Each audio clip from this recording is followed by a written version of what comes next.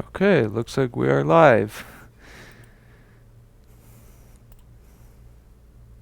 Okay, so the first MacBook we have to fix today is going to be a 2011 A1278 with liquid damage. Let's plug it in and see what we get. If we plug in the charger, we get a green light in the charger, but no fan spin. So let's go ahead and check a few rails. So if we know we have a green light on the charger, we know we have PP3V4 too, so that's not a problem. And we know our SMC is running, so the SMC is less likely to be a problem. It has not gone to orange yet, which means the battery is not charging, so there's a possibility that PP bus is a little bit low. So let's go ahead and check PP bus voltage. And PP bus voltage is 11.94 with the battery connected, so that may actually be charging. Let's go ahead and unplug the battery because it will not be accurate with a battery plugged in.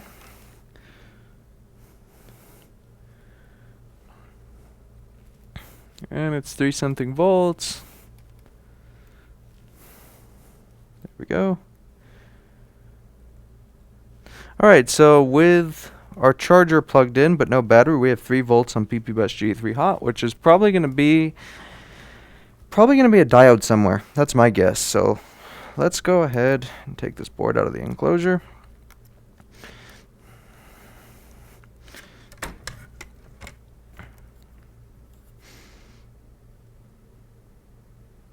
And go ahead and do a visual inspection because probably there's going to be corrosion on something.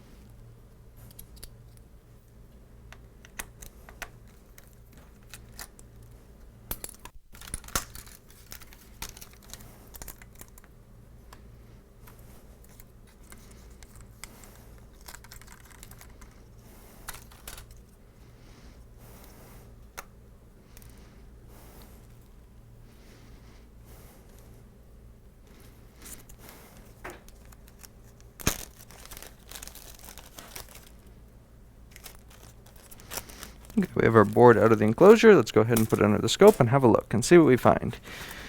My guess is probably going to be something around the ISL area that's going to be screwed up, but I don't know because I haven't really looked at this board yet.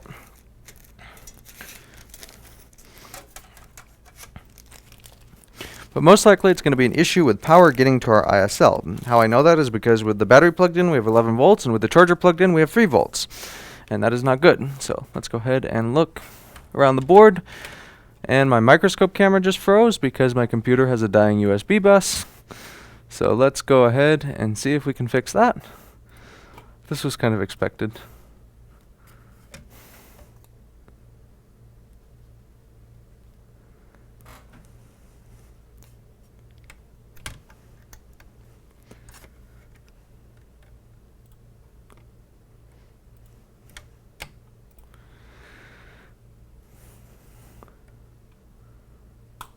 Technical difficulties.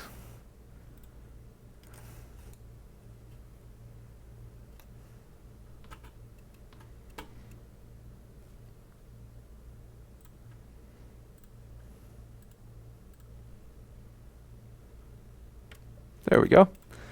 Now let's fix this. We need to select 720p.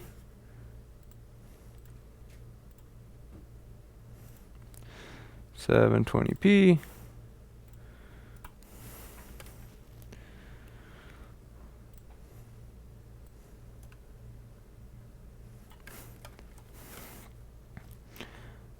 Okay, let's have a look. So let's look at our ISL area, and we have a little bit of corrosion, but it's not too bad. This has actually been worked on before. I think this is actually, somebody brought this back with liquid damage after it was repaired for liquid damage. So this MacBook has been liquid damaged twice. So this area looks okay. A little bit of corrosion right here, but nothing too serious.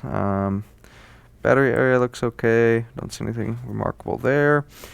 Going down, we have some corrosion on this current sensing resistor, some by the backlight driver.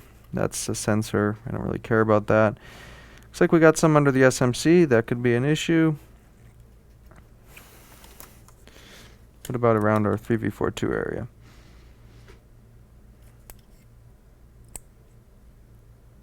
Looks okay. All right. Let's go ahead and plug this in and see if we're getting DCN power to our ISL. Let's go and open a board view and schematic for an 820-3115. I mean an 820-2936. This is an old one.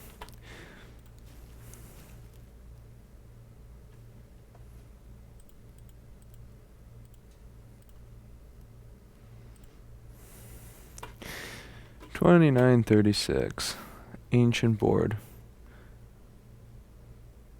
This board is 10 years old.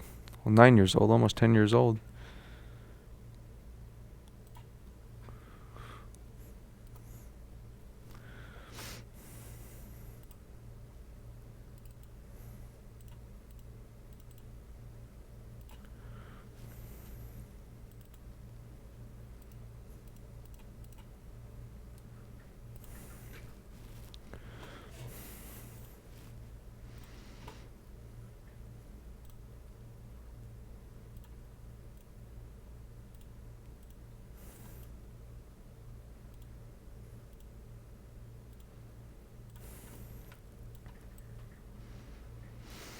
Dennis has been keeping busy, Tim. Yes, I have. That's why I have not been streaming, 'cause it has been intensely busy here.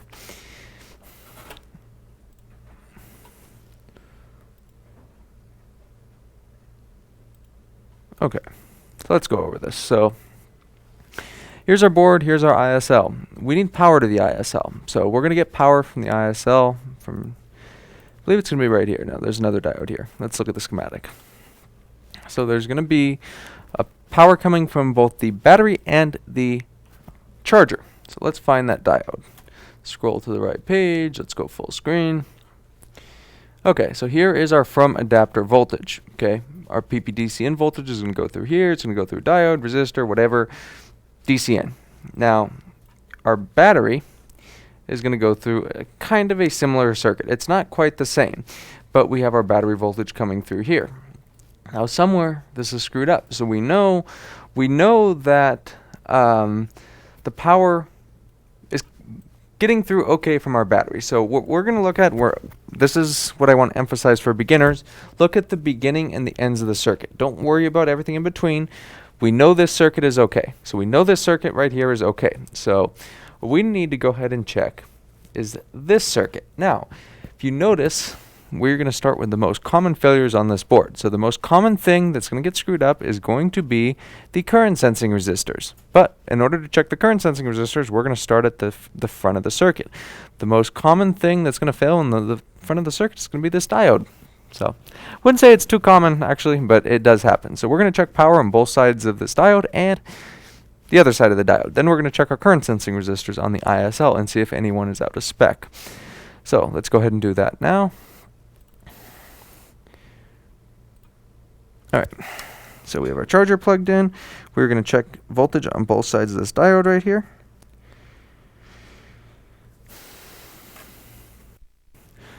Hi, Tim. Is Kai still around? Yes, Kai is still around. Kai is here on Mondays, Wednesdays, and Fridays.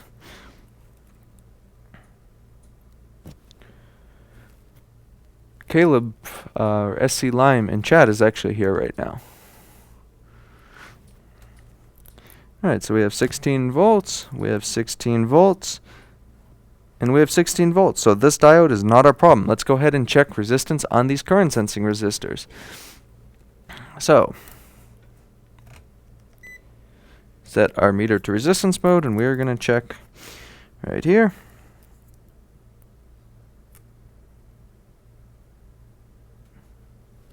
$20 ohms, so that's normal.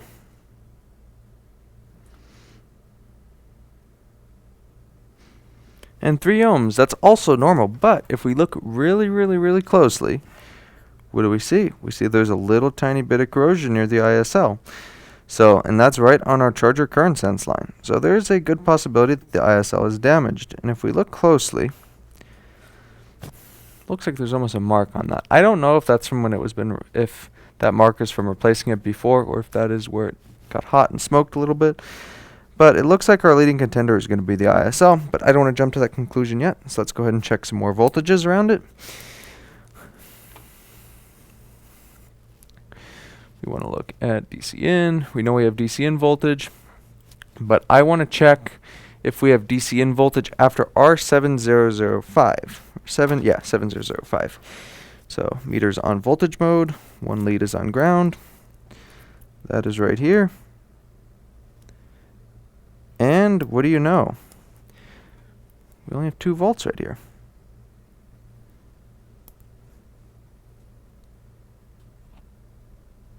Alright, now we only have 2 volts on DC in. Okay, now we have 16. Okay, 16, 16, 16, 16. Can you guys see this?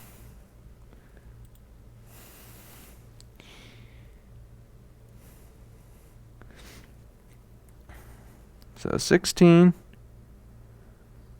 16, 16, 16, 3 volts. I think that's normal right here.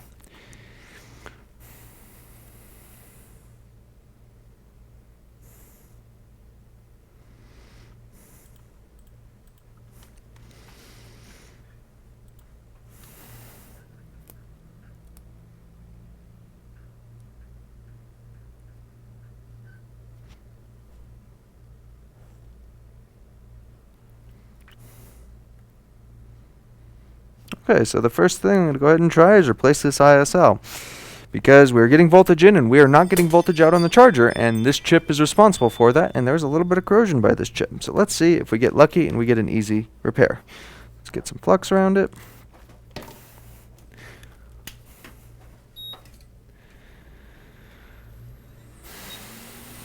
Get our hot air on.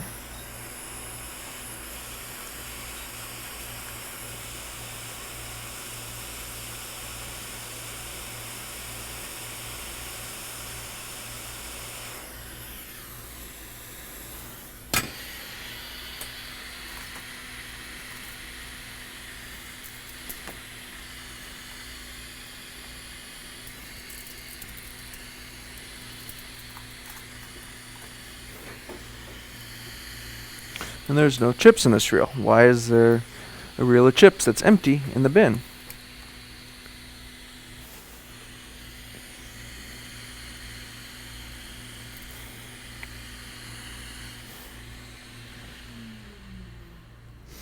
Alright, which way does this go on?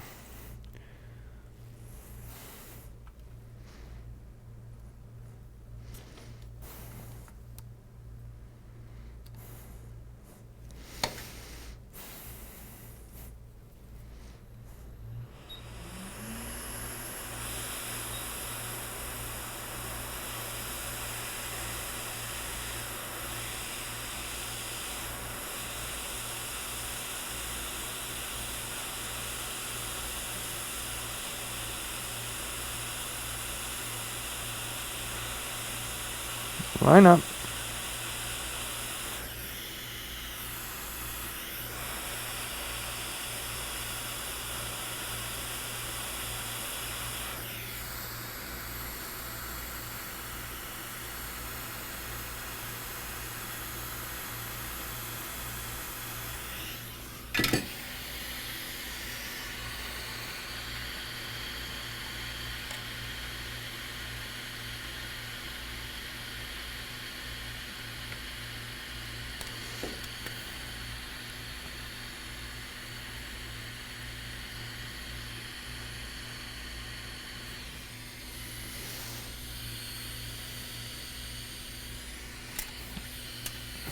want to touch these pins up a little bit.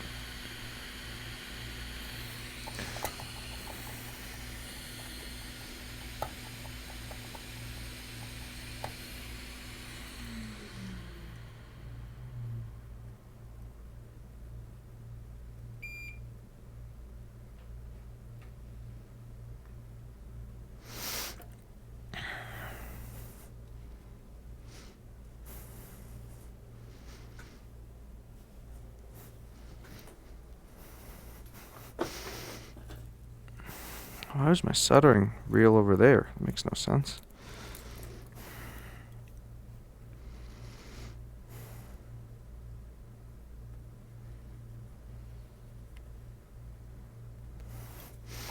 Alright, that is soldered. Let's go ahead and let it cool for a second. By a second, I mean a literal second. Let's go ahead and plug the board in.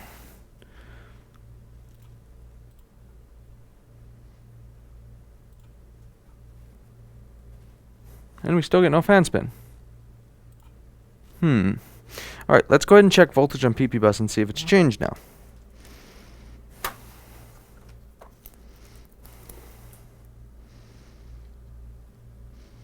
Alright, it's 11.39 volts. So that's an improvement. Now, what would cause a PP bus to be 11.39 volts?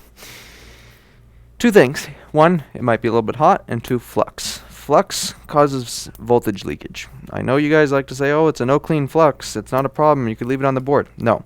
Flux does cause voltage leakage in high impedance circuits. It's 11.56 volts. It's there. It's present. It's better than it was. If we go ahead and clean this, it will probably return to normal. Emphasis on probably.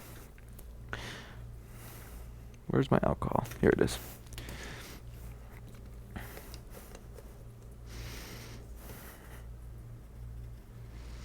We're going to go ahead and clean this up.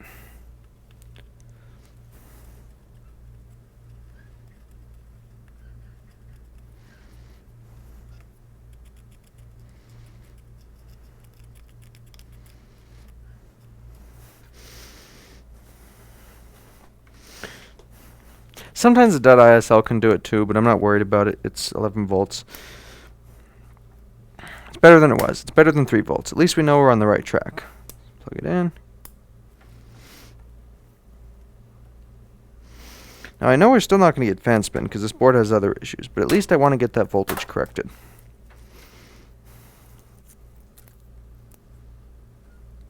Alright, now we have 12.26 volts on PP bus, so this is an improvement. This leads us on another track.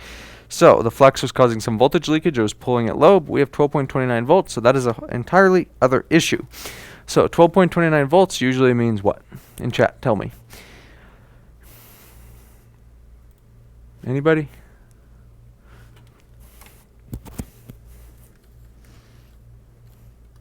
Usually means the SMC. And what do we see around this SMC? Anybody see it? See that little bit of corrosion right there? A little bit of corrosion right there.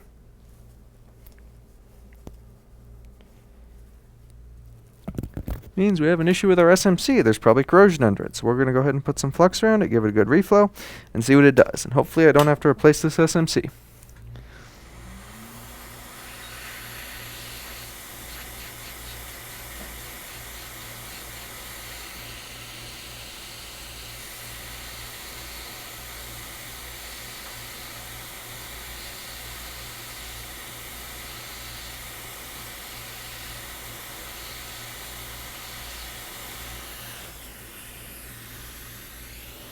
SMC dead, says somebody. No, you shut up. This SMC is not dead. Don't wish that upon me.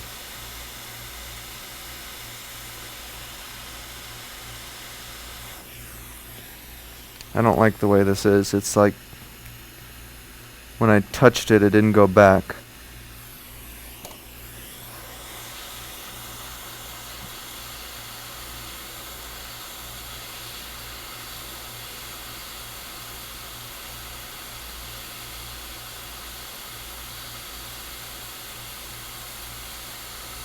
There. Let's let it cool down for a little bit. It's pretty hot right now.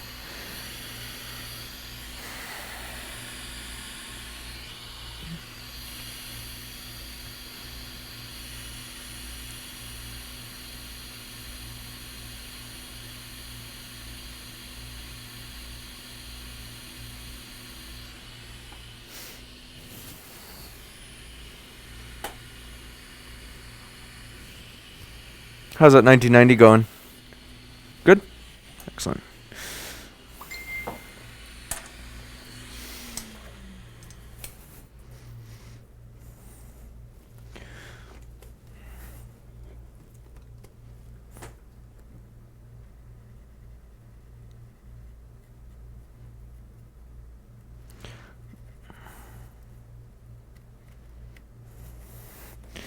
All right, let's plug it in. Do we get a fan spin? We do not get a fan spin. That makes me sad. What is PP bus voltage now? 12.36 volts now, which is interesting.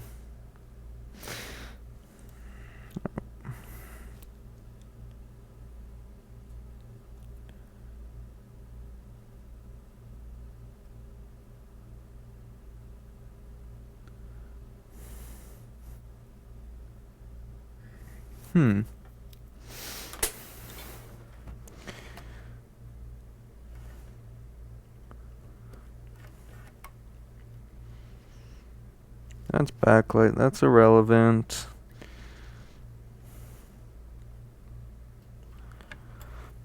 Yeah, 12.36 volts is usually some nonsense. Like flux can do that. 12 when a board is at 12.40 on PP bus, it's usually something around the ISL. It's usually flux. If you replace the ISL and you get 12.40 volts, it's usually flux around it. So we're gonna clean this really good.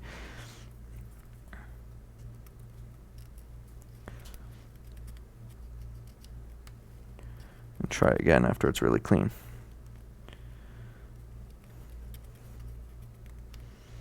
That's why please do not leave flux on the board.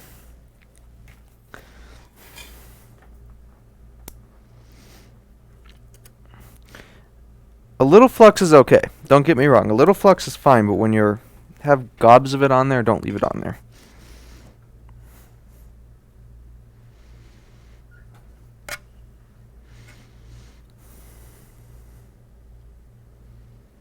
Alright, we're back to 12.55 volts after cleaning it. Let me just show you guys that so everybody doesn't think I'm lying about flux doing that. We had 12.40 volts, and now we have 12.55 volts. So we know we're working now, but we still don't turn on. Why don't we turn on? So we know our SMC is talking. I did check PP5V S5, so we know this circuit's working even though it's ugly. This is USB. That's not going to cause it. What about our clock area? Clock area looks okay. Stuff around the PCH, that's a problem.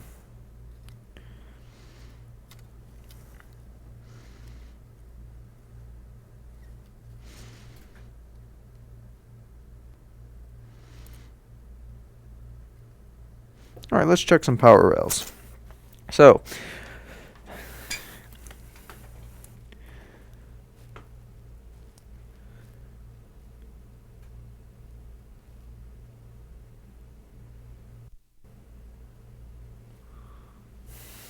alright, plug it in.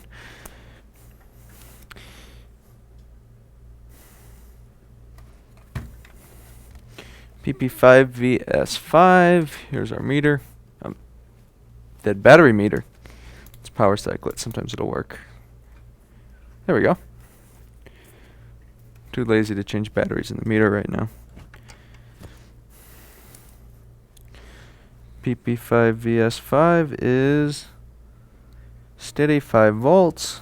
Input is 12.55 volts. PP3V3S5 is 3.39 volts. That's fine.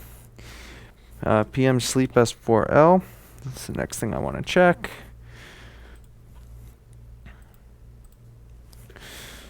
PM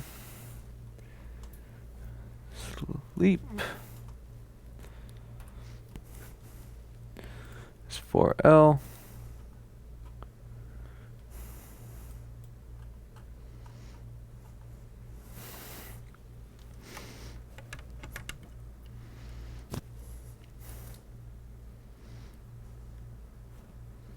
Is 0 volts. Of course you're 0 volts.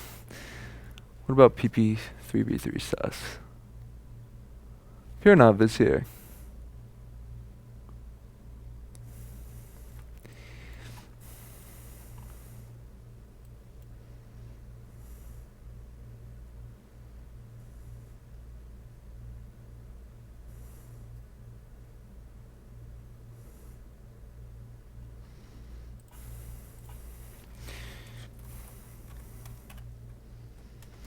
V3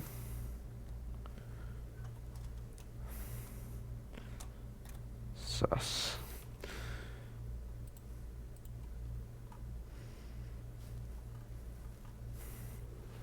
You can find that on D2400 way over here.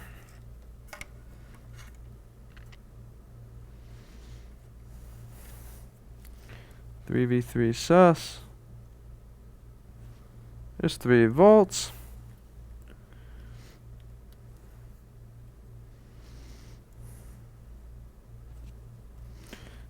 There, so my guess is that we have some junk under the PCH. This could have something to do with it too. We'll clean that up, replace that cap. USB, that's not really going to do it. But there is some junk near the PCH, and that would definitely do it. So what we're going to go ahead and do is take care of the other visual stuff that we see, and then move on to the PCH. I don't like putting flux under the PCH. If ultrasonic, before ultrasonic is done, so we're probably going to do ultrasonic first. If that doesn't work, we'll put some flux under the PCH, gently heat it at like 200 Celsius, then we'll ultrasonic again and retest.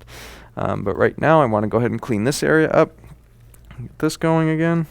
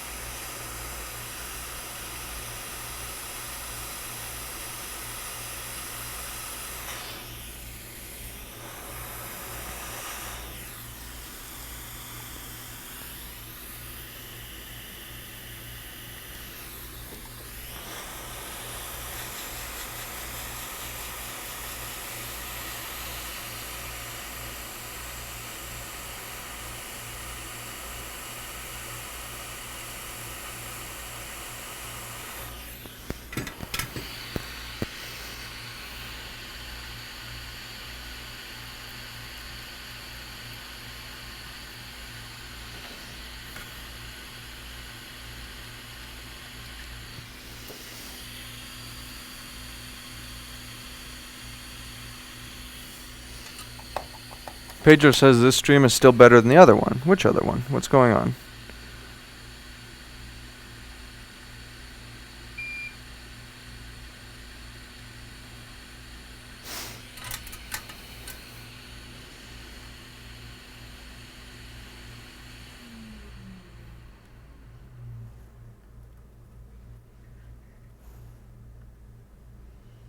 Any 1990s have a ton of screws, huh?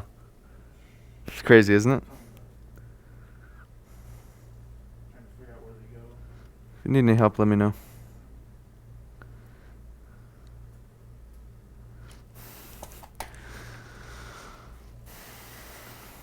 You gotta love Apple. The 16-inch is like filled with little hidden traps. I've worked on a few of those. And like there's little cables everywhere. There's like 10 times more screws. It's crazy.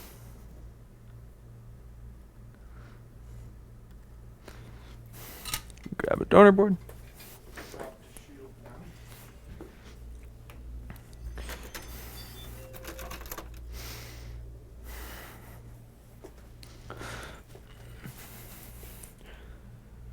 There's another 10-second stream up on your channel. Yeah, YouTube. Yeah, I know.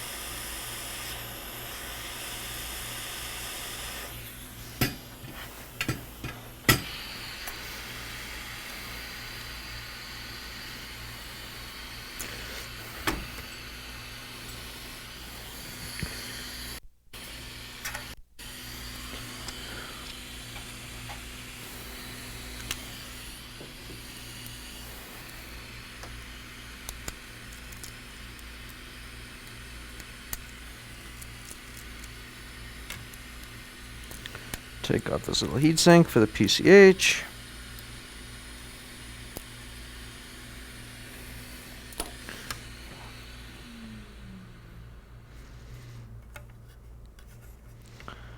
So it didn't honestly look like it got too close. Is this thermal compound's actually pretty hard.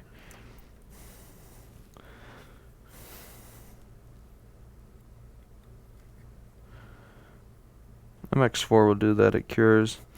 Clock area looks okay.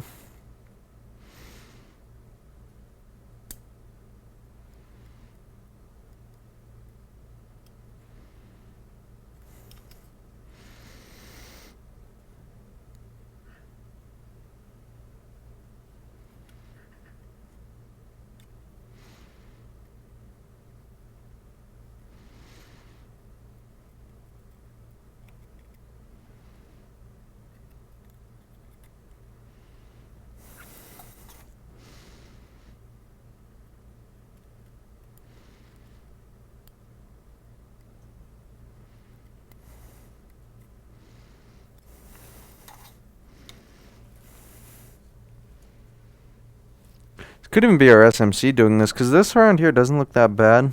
I'll put a little flux on it. I might elect to change the SMC, because it did have corrosion, and this doesn't even look like it's going to do anything. It's very cosmetic. Our clock looks fine.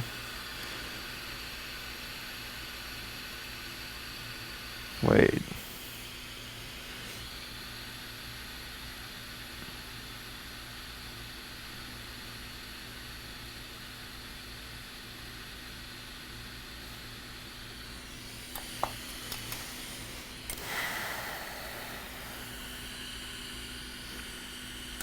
Everywhere else looks pretty good.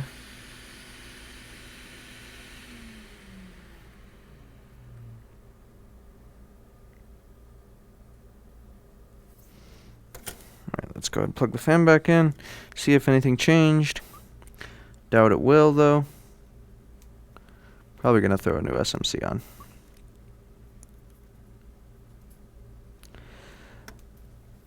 Only because the rest of the board is unremarkable, and our SMC had visual corrosion, and I did not like the feel of how that chip moved. It didn't nudge right. It kind of didn't go back to where it was, and sometimes if you have corrosion on the balls under it, then you will get something like that.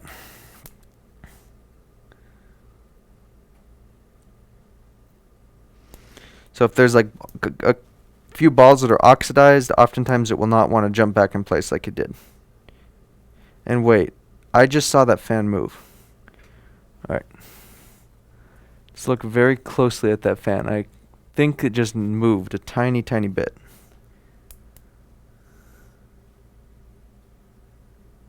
It did. It power cycled. If you look at that.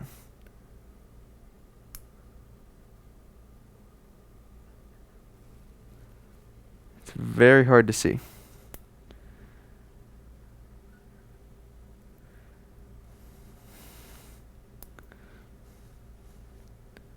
So, 3115s will do that anytime there's an issue in their power-up sequence.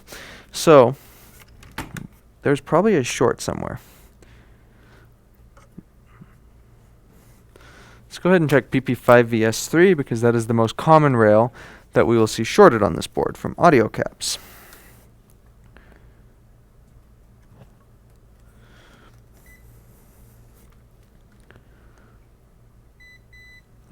No short.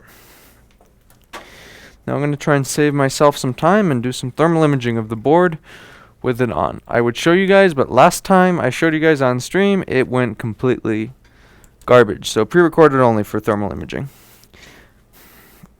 But I could always take an image and show you.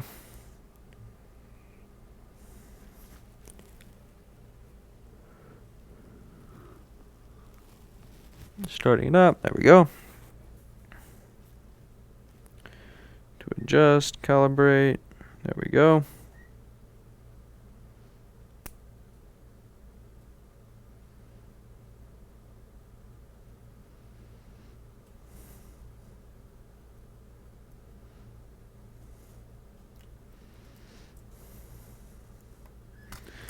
Nothing really remarkable.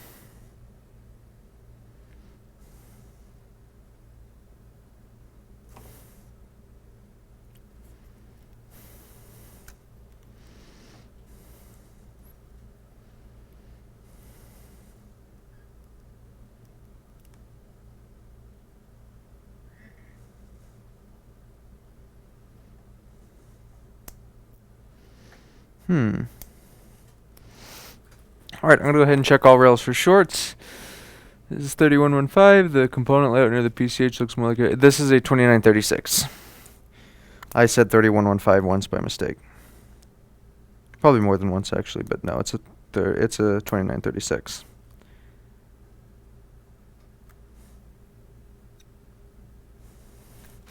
Alright, let's go ahead and check all rails for shorts. So we're going to start with PP S4 rails. So we kind of know it's hitting an it's kind of hitting an SO rail already. We're going to start at S4. So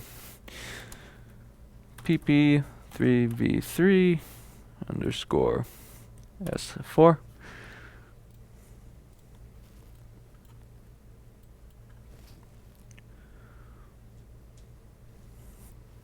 R5076 over here.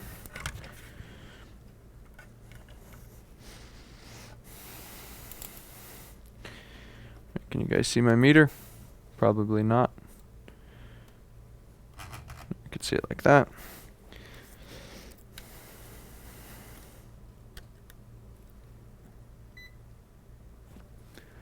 No short.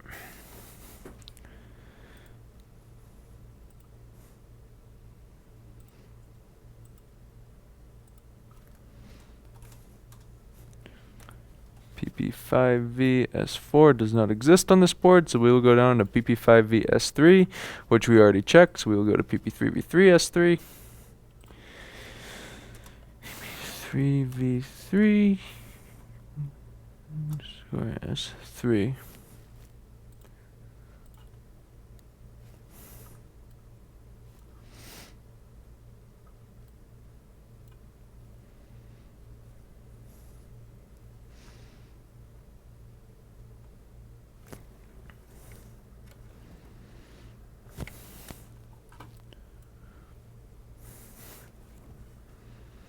Need a good point to test this on.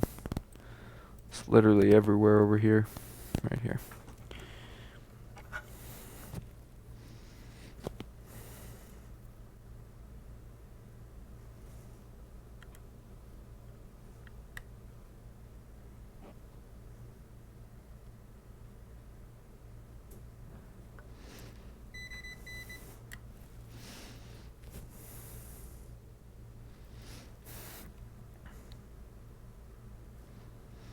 No short.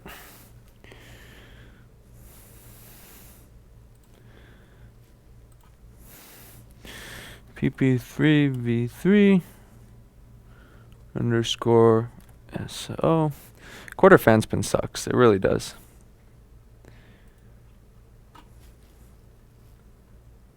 PP3V3 SO will show up over here.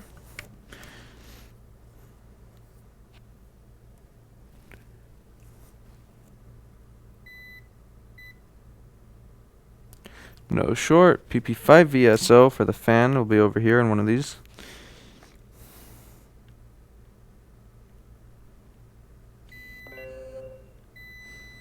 It's ground, I'm sure. Yep, PP5VSO is fine. There's no short there. Alright, so this will suck. Very much so. We know we're missing PM sleep S4L. We know we have the 5 volt. We have our 5 volt rails. Let's check for a pulse on PM sleep. This could be a clock chip issue, but I don't really think it is, honestly. We will see. So we're going to check for a little tiny pulse on PM sleep S4L. We could also get our oscilloscope out, but I think this will do the job just fine.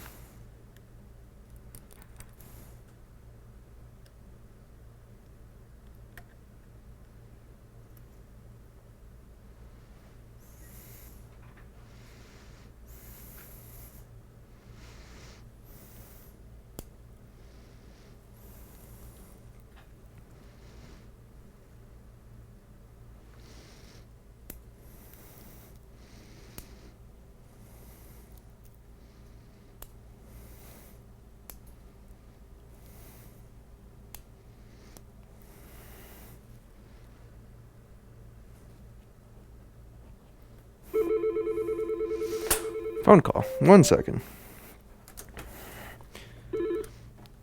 Hi, how can I help you? Yes, hi, good afternoon. Is this Tim? This is Tim. Hi, I left you a voicemail this morning, like around 8 Okay, o'clock. yes, I heard that. I haven't had a chance to call you back yet.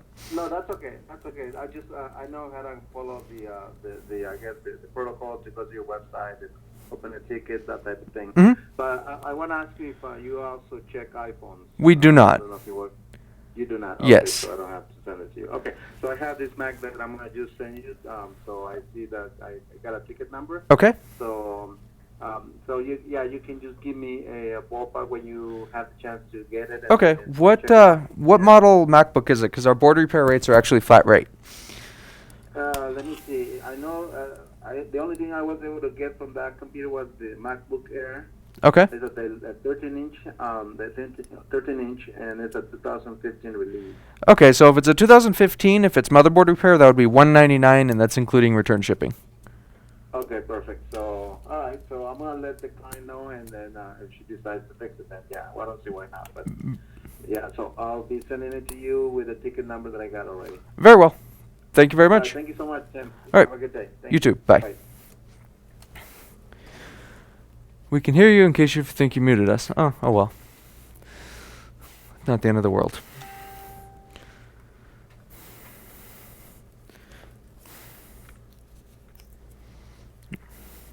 Alright, so what I'm going to do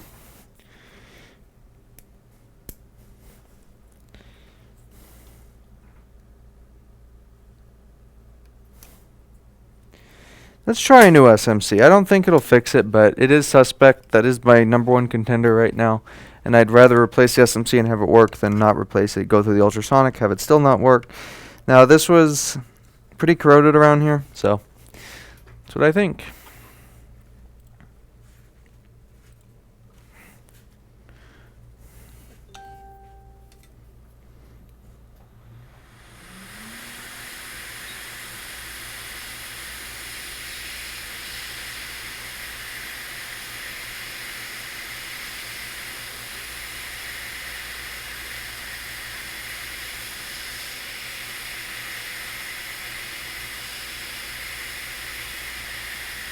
Yeah, see this? This is not right. Like there was barely, wasn't moving right. Looks clean, but let's go ahead and replace it. Let's grab a new SMC.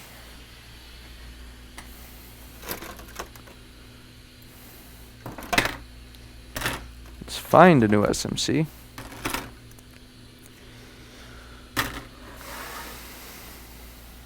So many 1278 boards. They're mostly 3115s though.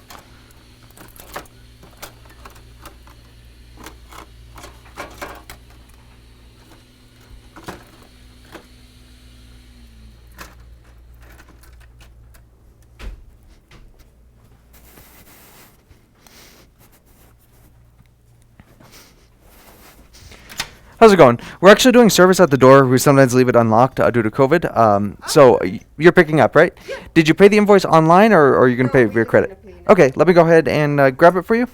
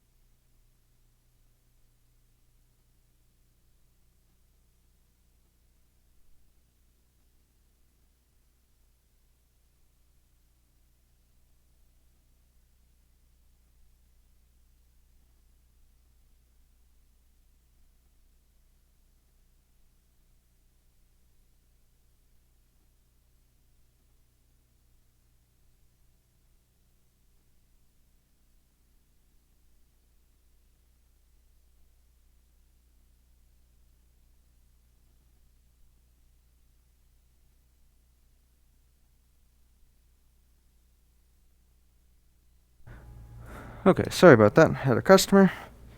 Now I am back to searching for an SMC. Here we go. Here's an SMC.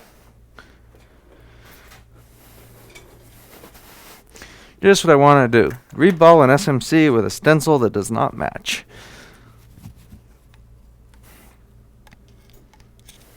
Let's pull our SMC off the donor board. I hate SMCs. This is all Caleb's fault because every time he's been here I've had to replace an SMC.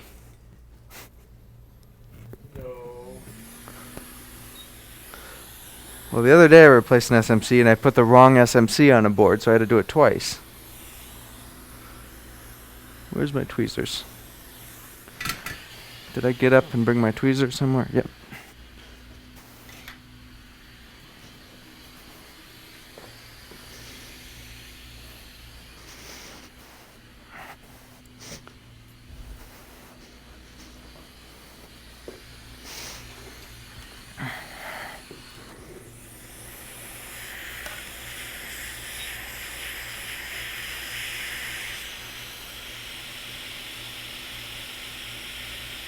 Rob Brown is here. Kike is here. Warren Stamps is here.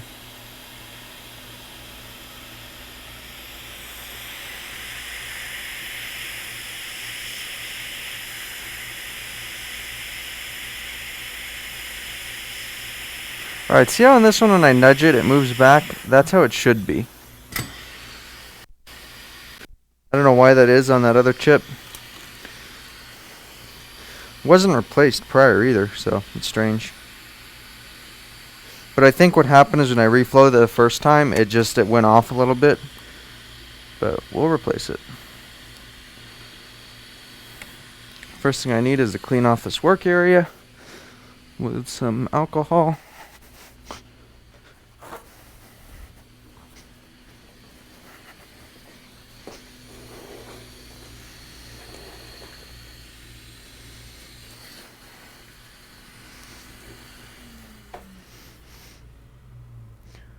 We did not get muted. That's okay. Like I said, it's not the end of the world that I didn't mute me dealing with a customer for a second. There was no personal information. There was nothing. It was simply somebody talking about their MacBook. There was literally nothing personal, private about that.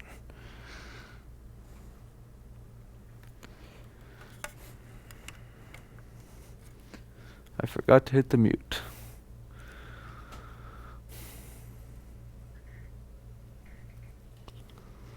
The fact of the matter is, this is a busy repair shop, and we do deal with customers here.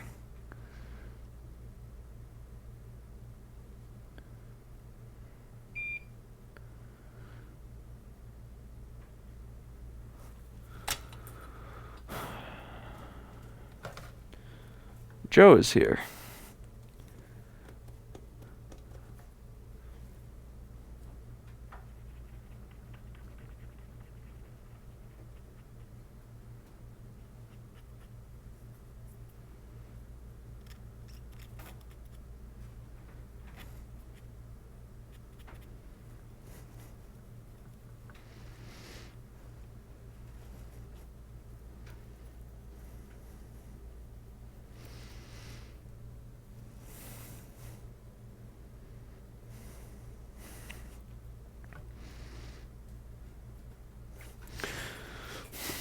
Okay, let's see how many attempts it takes Dum Dum to reball SMC.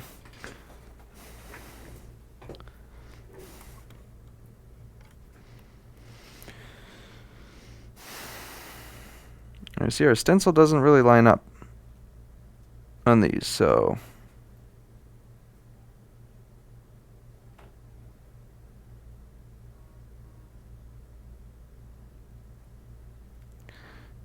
it lines up enough though.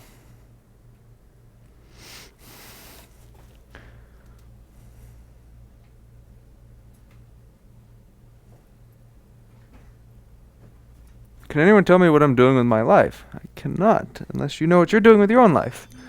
But I can't even tell you what I'm doing with my life, so can't tell you what's going on with your life.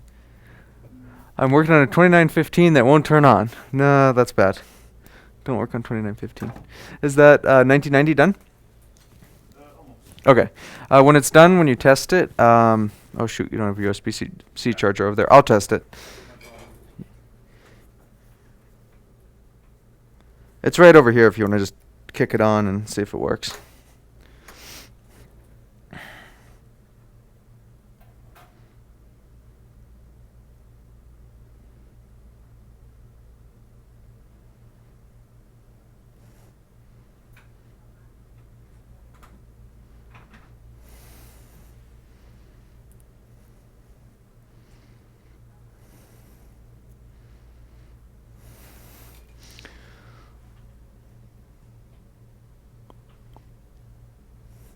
This is a 2011, to those that are asking.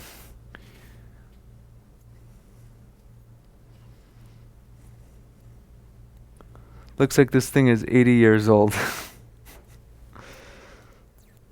Says Rob.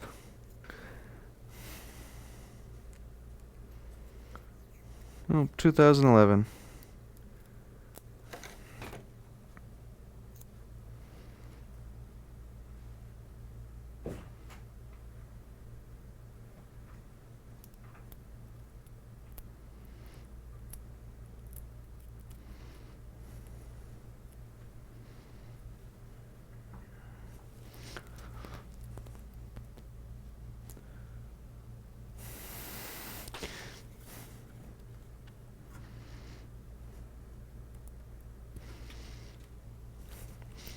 Alright, let's get our solder paste.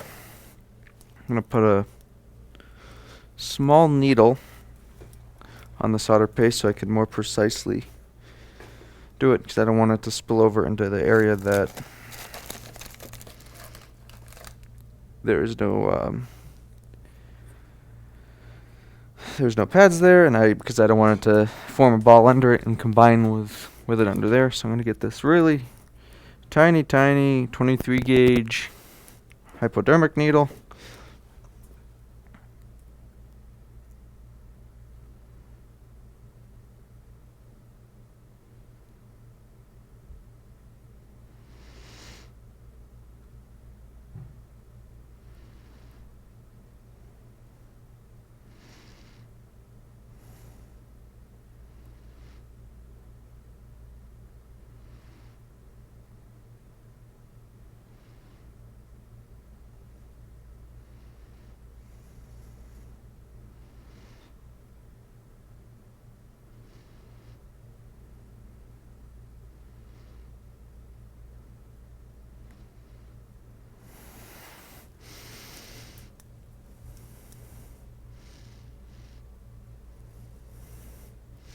That stencil wants to retire so badly. This is my first SMC stencil. It does not want to retire.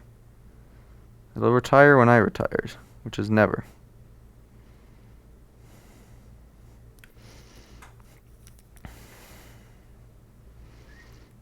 So I was concerned about what was around there, so let me precisely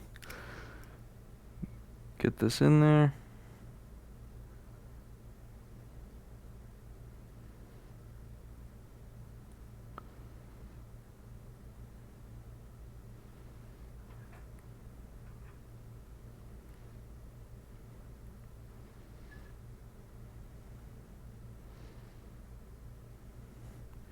It's okay if a little gets in, I just don't want too much.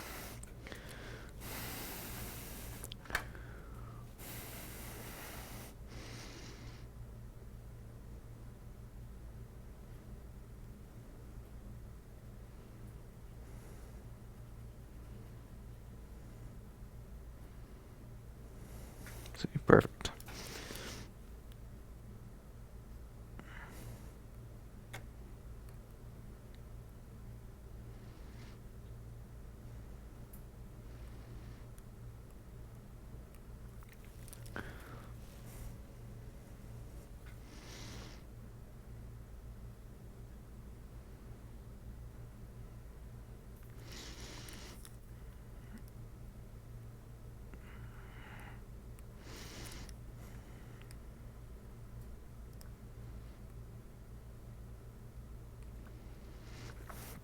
Can use the bigger needle now, because we're done with the super critical part.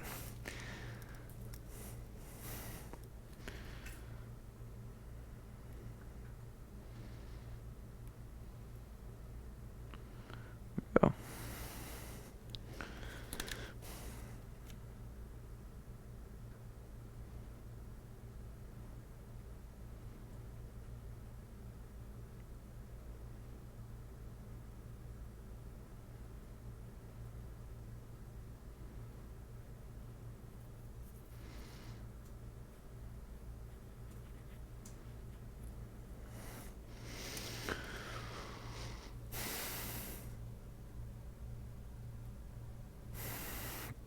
What was wrong with the 2915, Rob?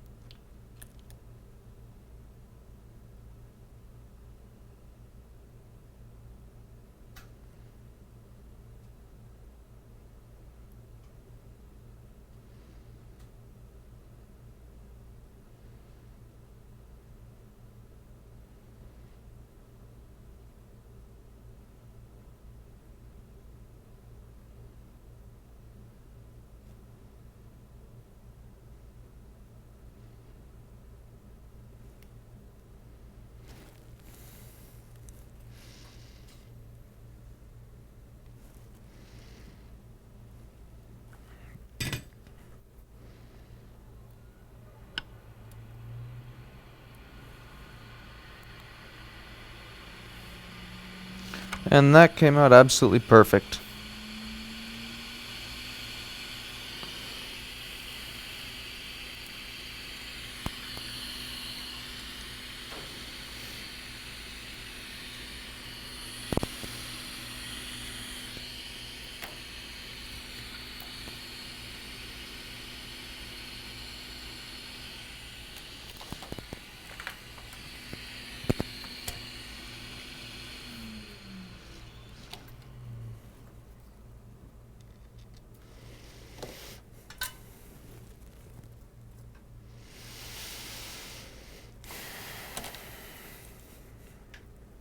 I've been on this board for an hour. I need to move on soon.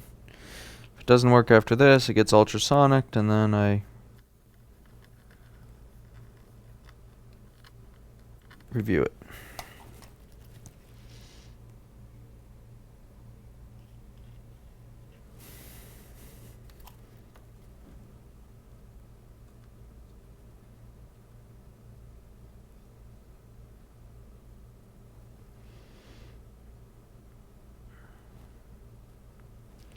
Now there's a trap on these boards, and that trap is, when you replace SMCs, it is very easy to bridge the pins under it if there's any exposed traces. So what I mean is, let's clean this off.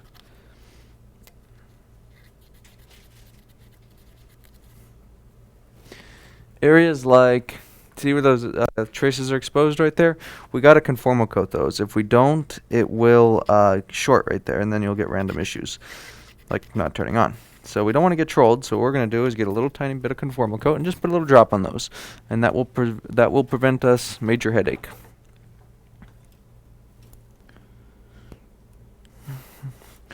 So it's a little bit of solder mask right there, there, right there, right there.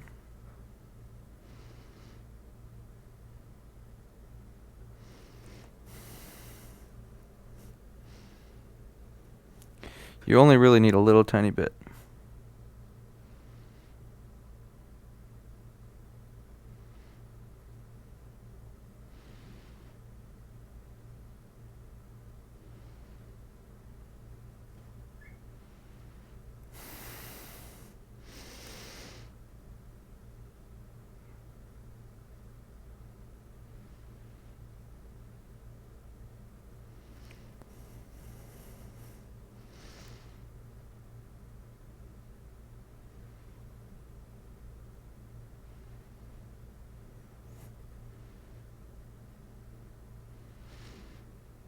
Kind of in a rush, so I'm not even going to use UV. Just going to heat it.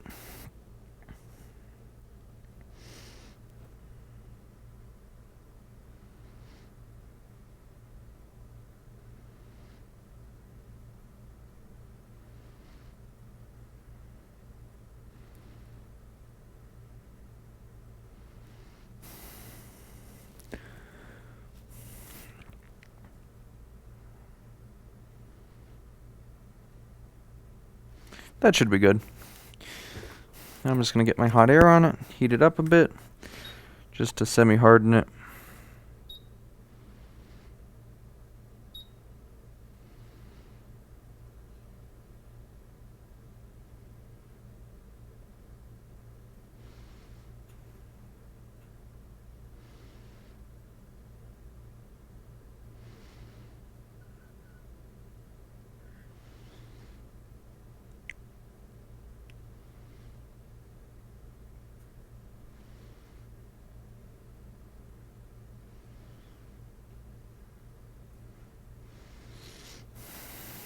And that's good.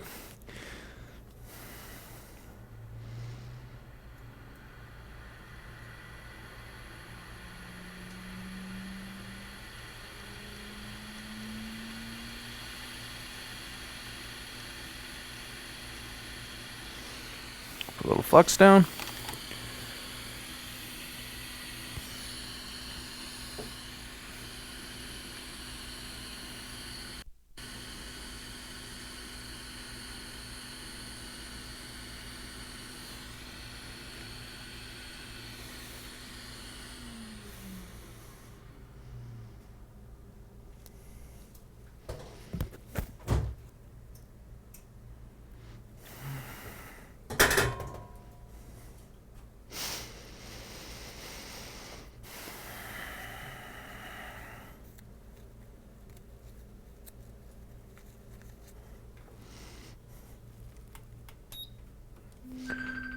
What's the name of the green paste? UV mask.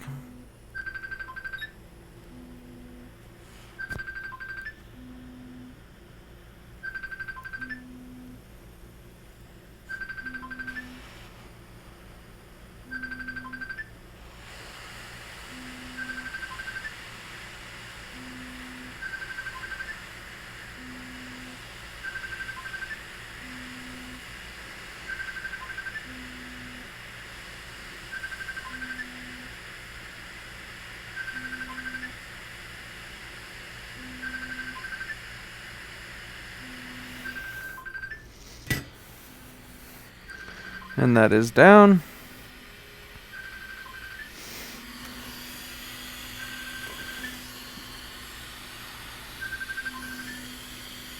That is conformal coating. Mechanics UV mask. That's what it's called.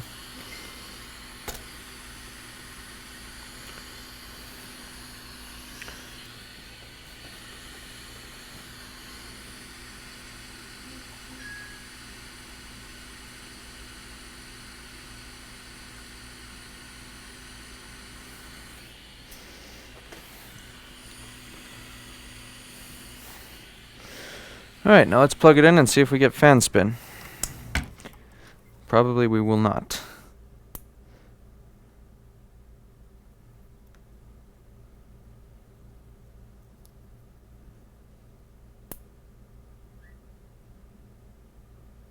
Nope, we still get a little power cycle, so we have no shorts. Power cycling. Yeah, we're gonna ultrasonic and see.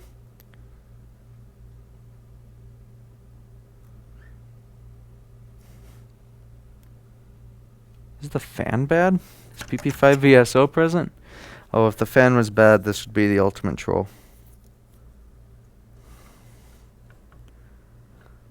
5 volts. 5 volts in SO. The fan is freaking bad. No way. Did I get trolled by a bad fan? No, that can't be right.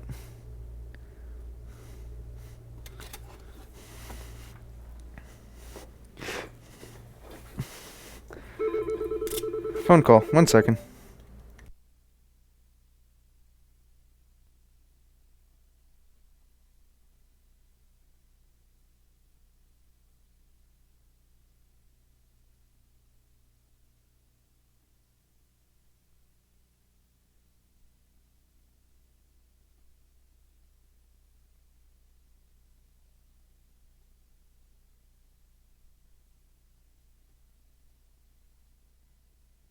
Alright, this is not a bad fan. I refuse to believe this is a bad fan.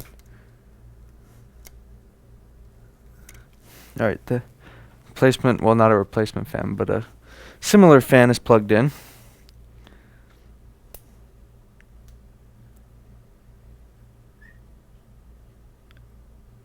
Which still does not spin. So, it was not a bad fan.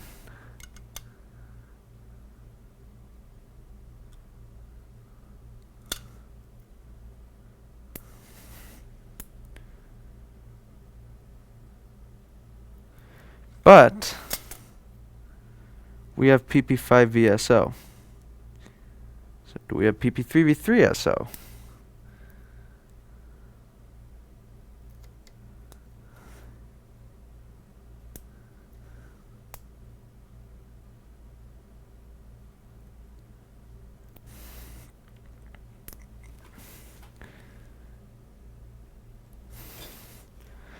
All right. No, PM Sleep S4L was something else.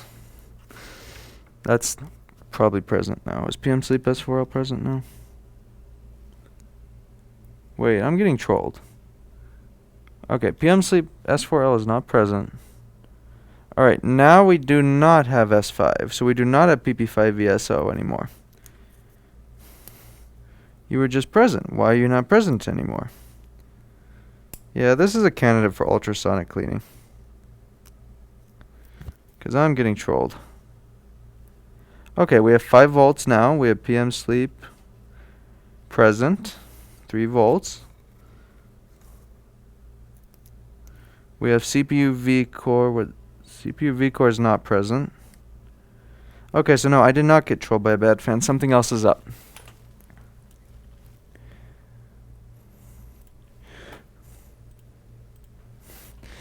PP3V3 score SO is probably going to be missing.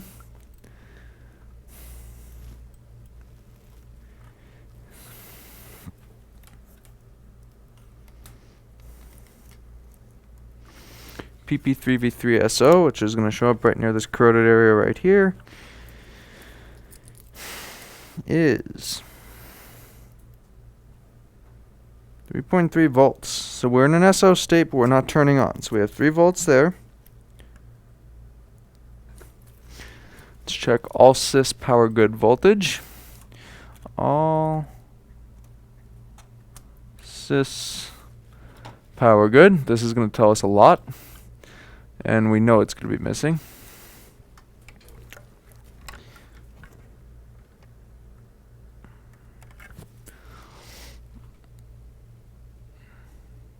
R7967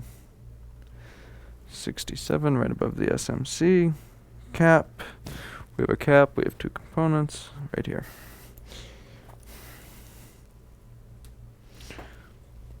No, not dead CPU or bad PCH. You don't know that. Don't wish bad luck on me.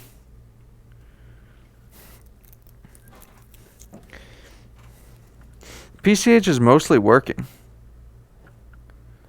Alright, all sys power good is being held low. Is there a short on some subrail?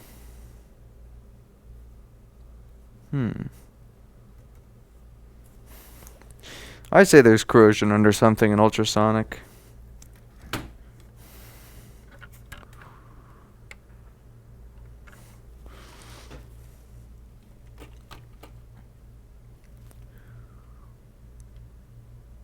No, I don't think this is a bad PCH at all. I think you're wrong.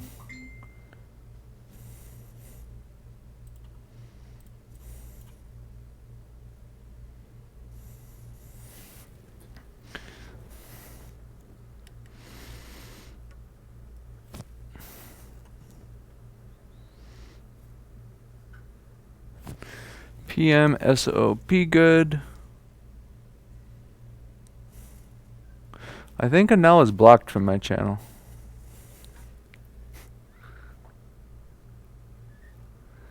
PM SOP good, or sys power, okay, R is 0 volts.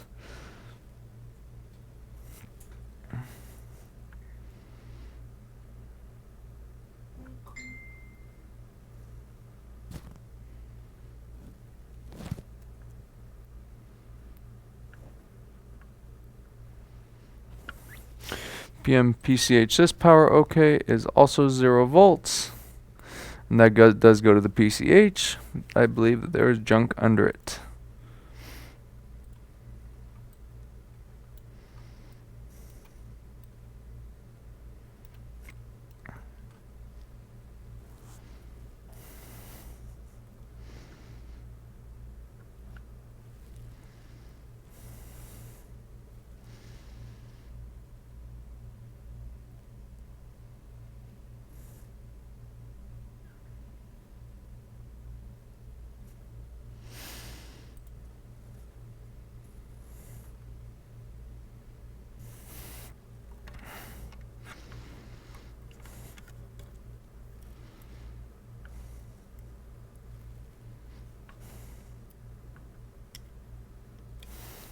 Yeah, so we're going to ultrasonic this board and come back to it because I suspect that there is corrosion under the PCH and that would cause our symptoms. So we're going to move on for now on this one, move on to our next board.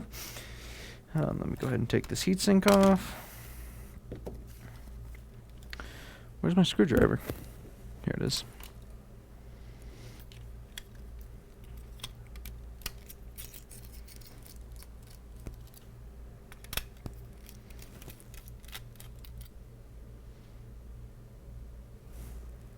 I have an 85-watt charger. It's not that.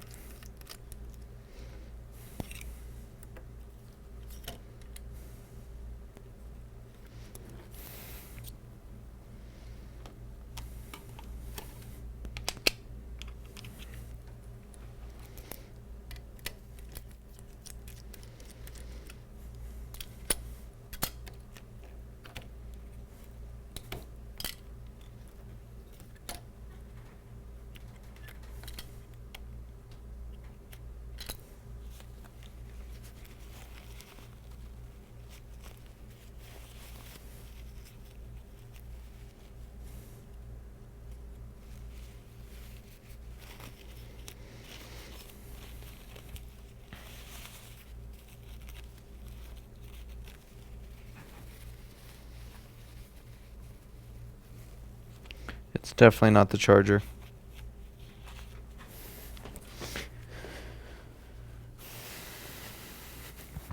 Are you working on the 1708 now? Yes. Okay, cool. Need to add some more water to this thing.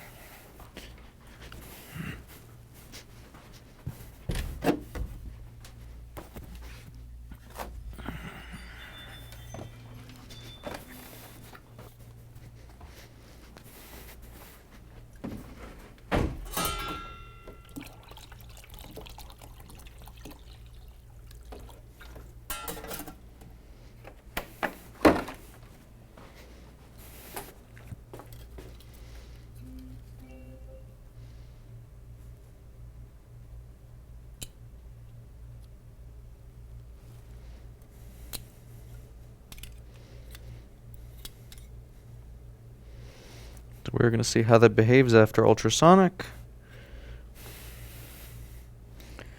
I just added water to the cleaner, so I have to wait for that temp to go back up because it is not hot enough now.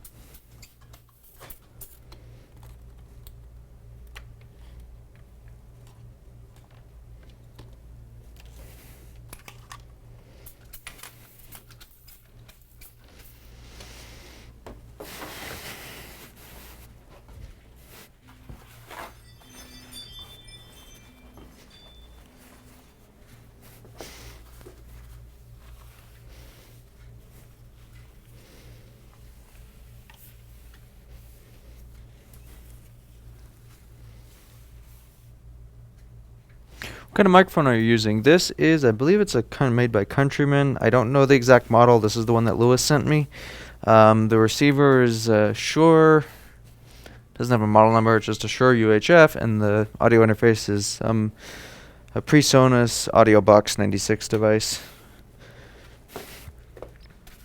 Okay, the next device on our list is going to be an A1989 with liquid damage. So let's plug this in and see what this does. Actually, let's just go ahead and do a overview of the board and see what we see. Okay, so backside, CD3215 areas. On this side is okay. Backlight area is unremarkable.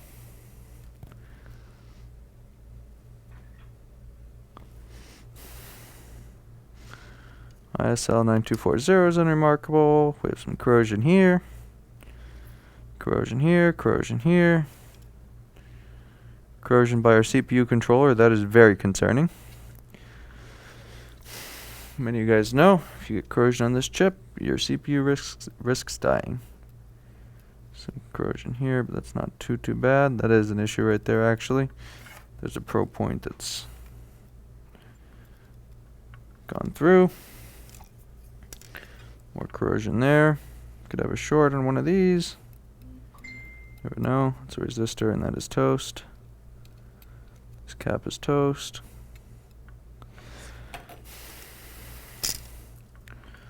Little corrosion there.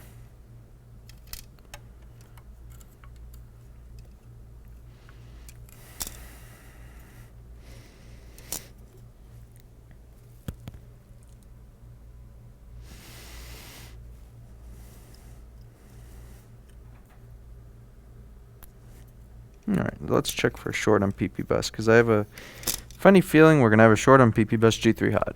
Let's see if I'm right.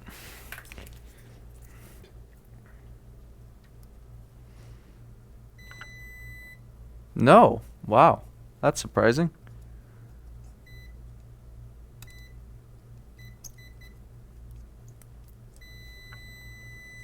CPU. That's okay. That's surprising. Let's open a board view for an 820-00850. Open. Documents, schematics, 00850.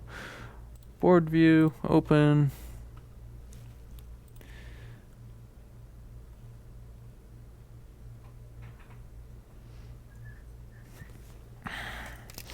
First things first, before I turn this on, I want to address this corrosion right here.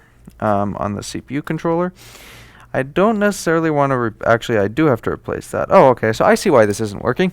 Alright, so we have, here's our CPU controller. There is our 12 volt input pin to our CPU. This is the VIN, you see that?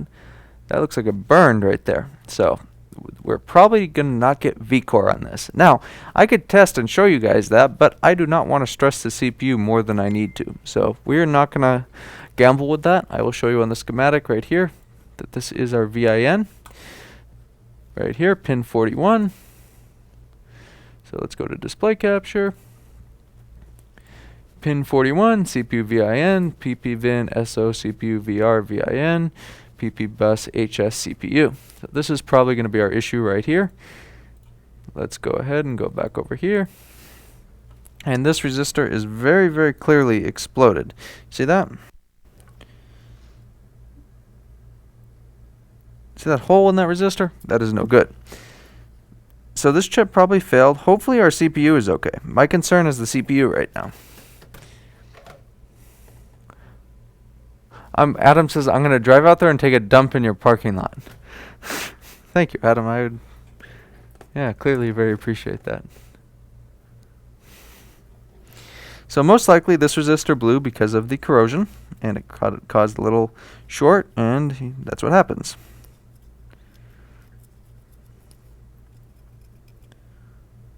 So let's go ahead, put some flux on this chip.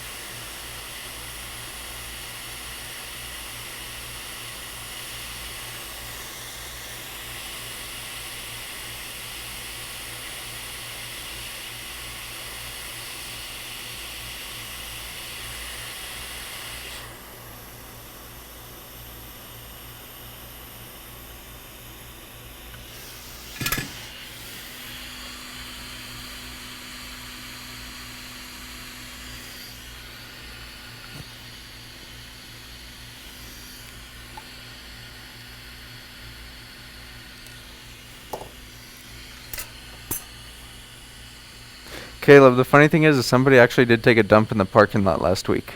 Yeah. So that's why he said that.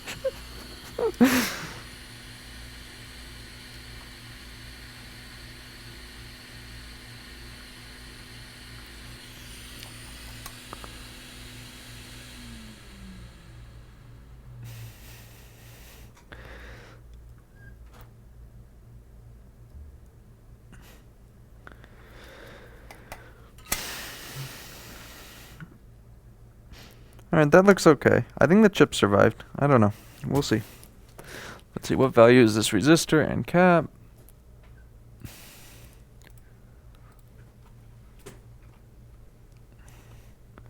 .22 and 10 ohms. Do I have a 10 ohm right here?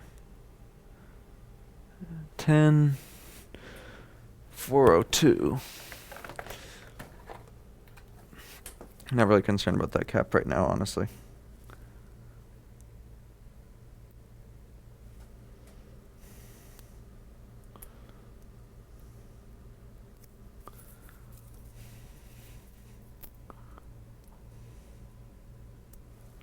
Five gallons of ISO, that's crazy. I had 4. I used 1. I have 3 left.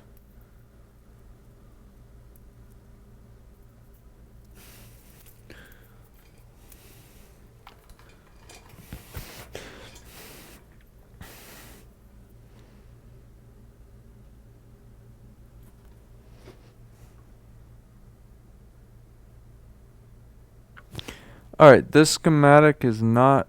Oh, I was looking at the wrong one. It's a 201, not a 402. 10 ohm 201. Grab another one.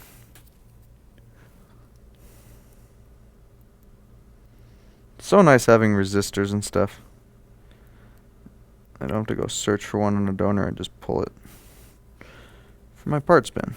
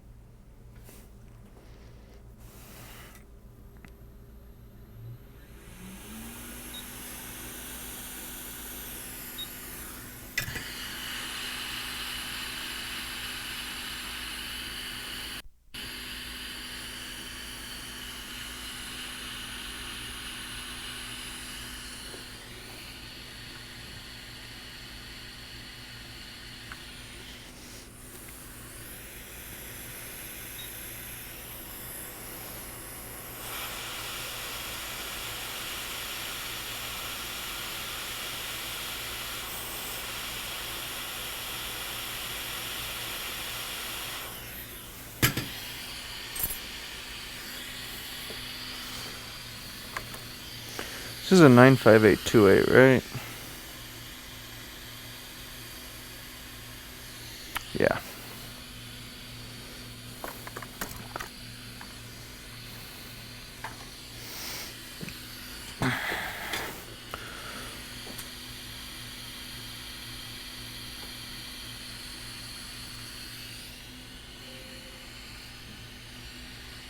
Is that one assembled?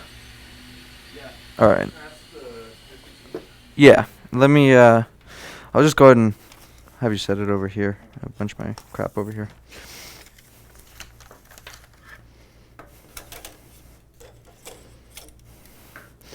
And then here's a dongle. And go ahead and run turn it on, Prime 95 and Valley on the same test disk.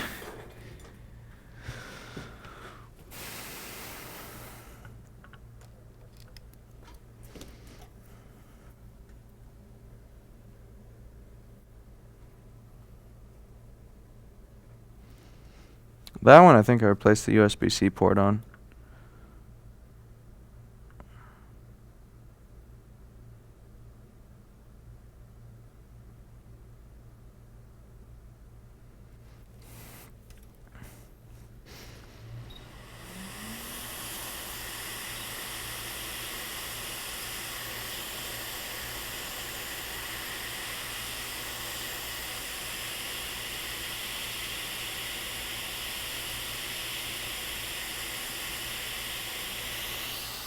Is it turning on? No? One sec.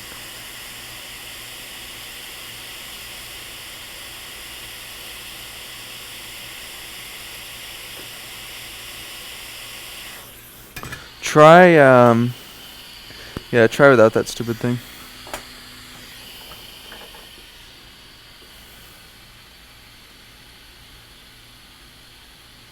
Should feel the trackpad click. Yeah, it's turning on. Trackpad clicks.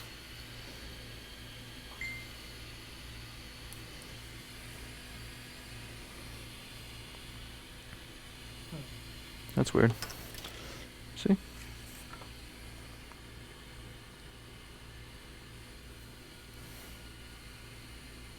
Just give it a minute. Sometimes these delay on post a little bit for whatever reason.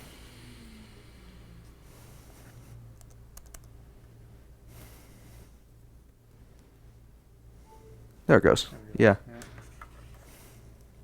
There. Wow. Yeah, the 1708s, whenever you power cycle, when they unplug the battery, they'll take like weird 2 minutes to post sometimes.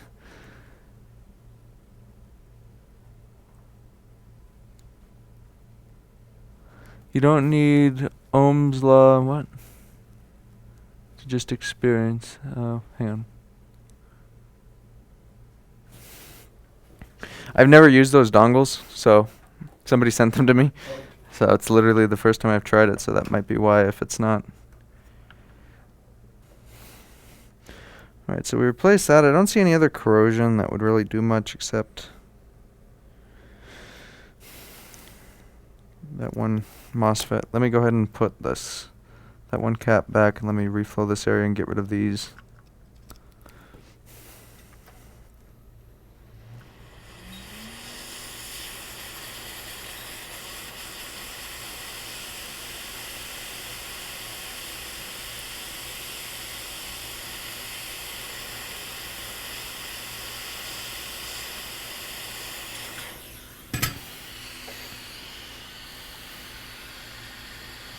If that doesn't work again, just use that one.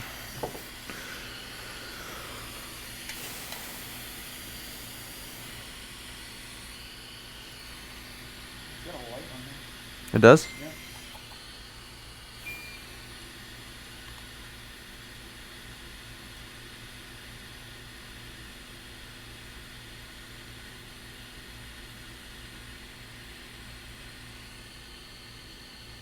Just charging. Yeah, you know what, just use the regular dongle. It's like it's not recognizing charger or something. They were free. There it goes. It's not even plugged in. Yeah. It says 0% too.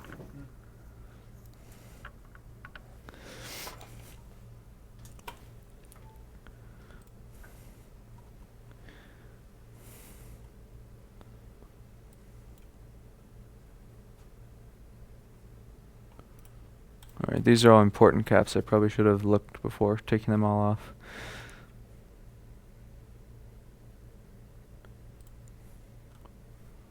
Okay, that's a 1 ohm.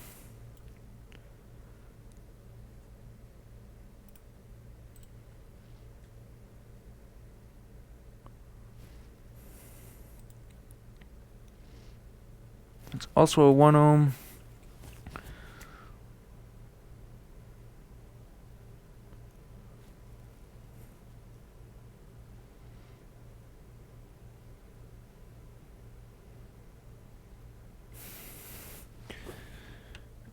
And these caps are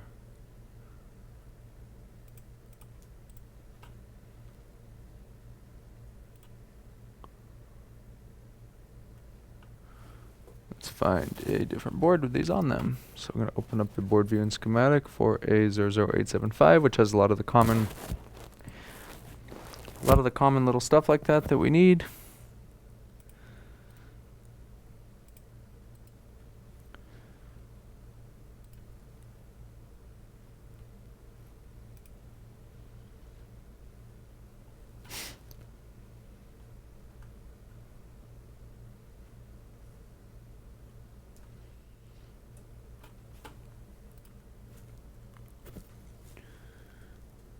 Is it booting? Mhm. Okay, good.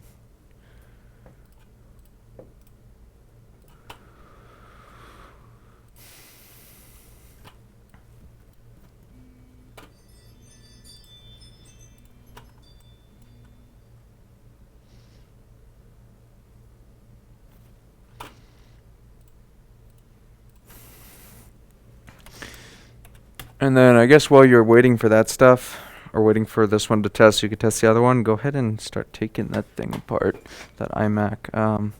Where's my little tool? Get somewhere here.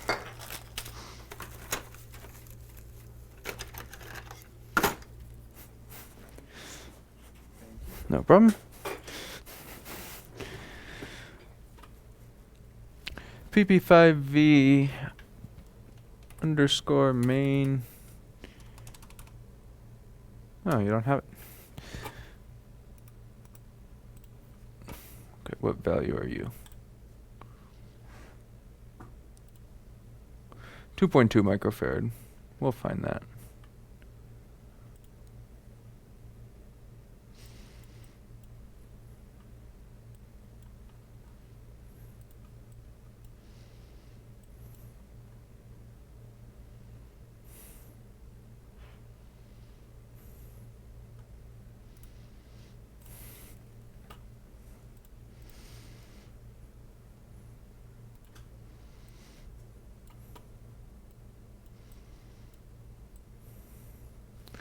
.402, 25 volts.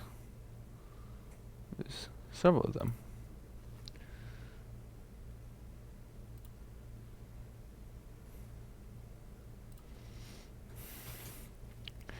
And are all these caps that I need the same?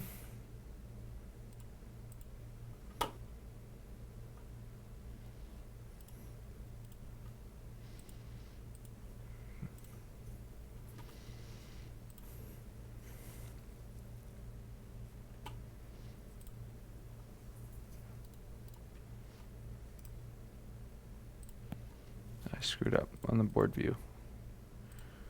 There we go.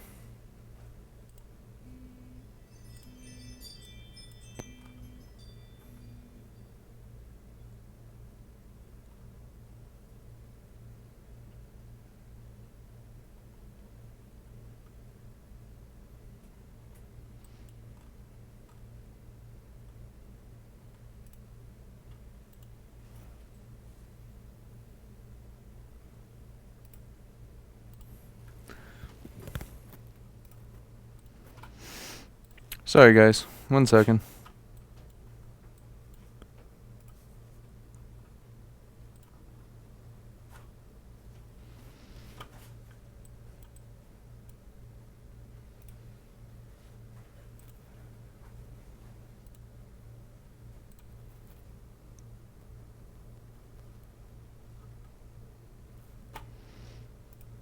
Why is the PDF reader so slow? There we go.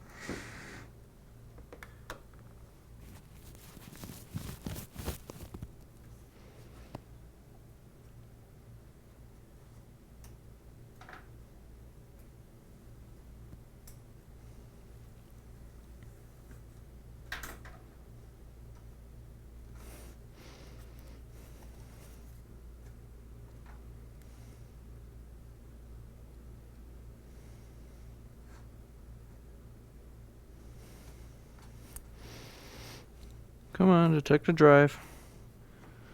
Working on this other one for a sec. There we go.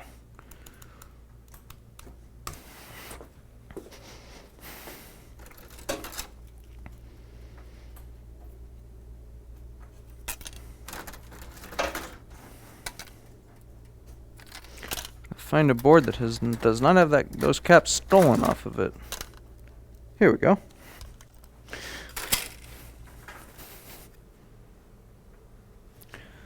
This one does have it stolen off of it.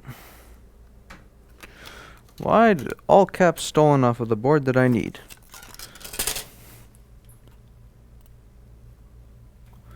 Hi Cam, how's it going?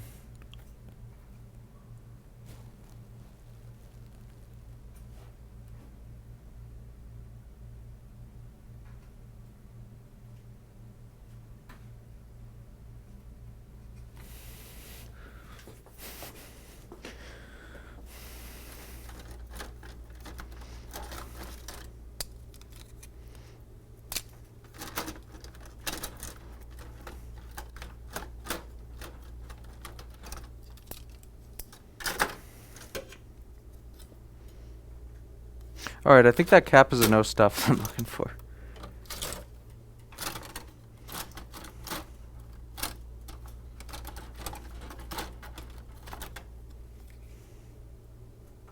Yeah, because every single board it does not have it on there. Alright, moving on. Next cap.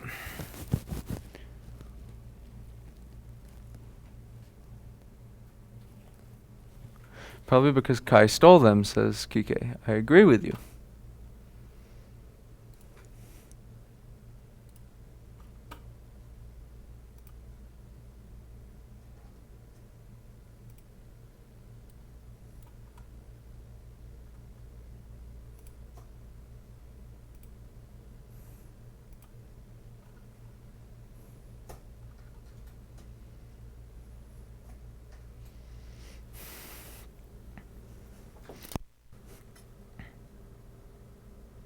Alright, here's a cap.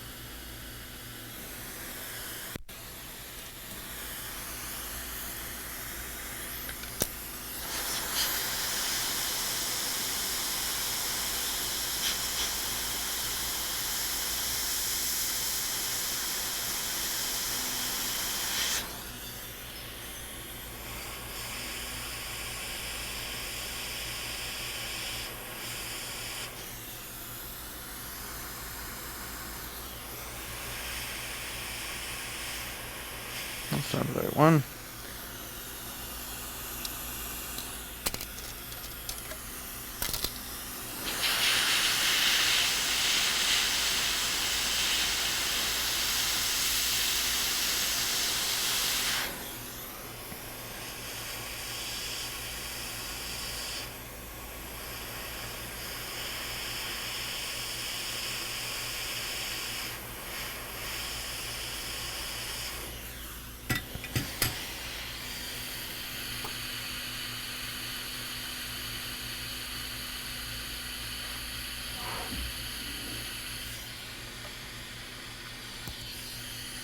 Alright, this one's not important. I could leave that off. Now I need two 1 ohm resistors. So let me find a 1 ohm resistor. I could probably get away with a 10 ohm. Let's see. Can I get away with a 10 ohm? What is this for?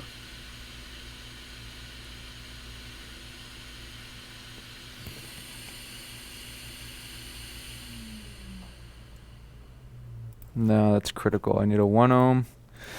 Alright, let's hunt for 1 ohm.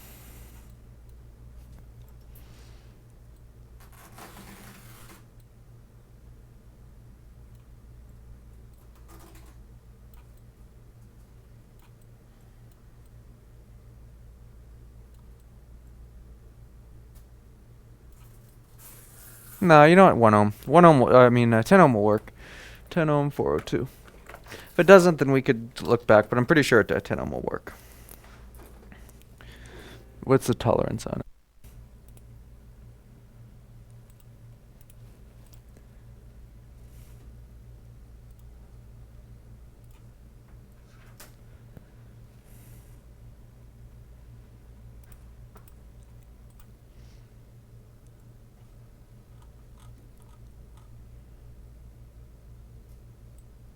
Yeah, that should be okay.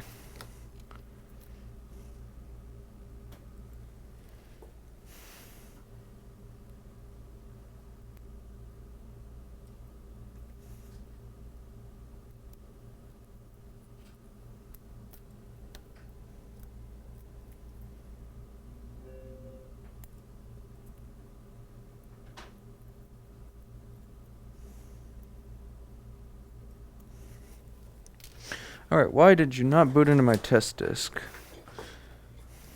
That's weird.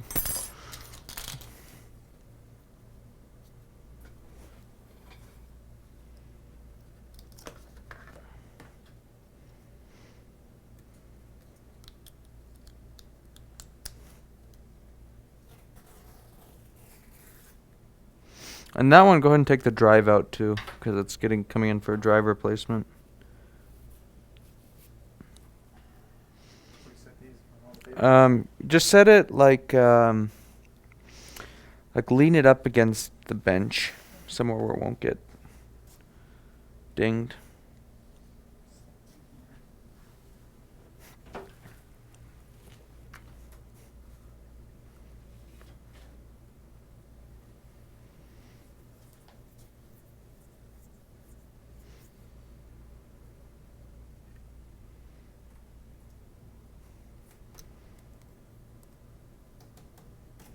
Darn it, that is not memtest 86, that is Windows.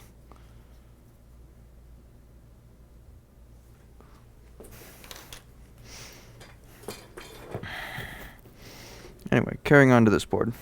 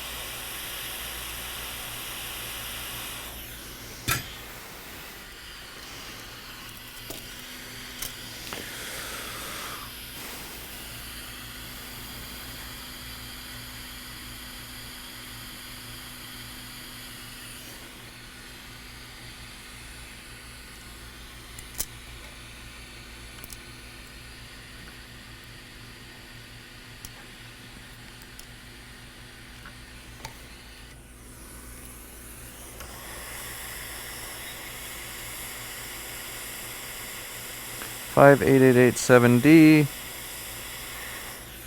That smelled burned when I heated that.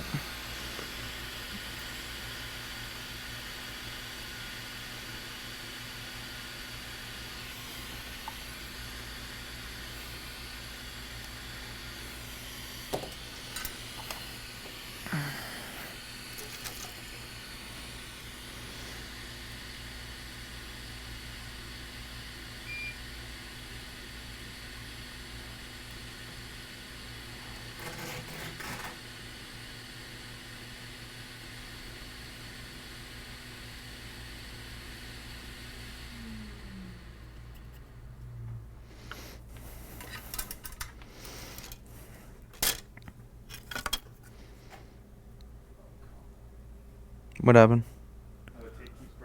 I know, I hate that, don't you?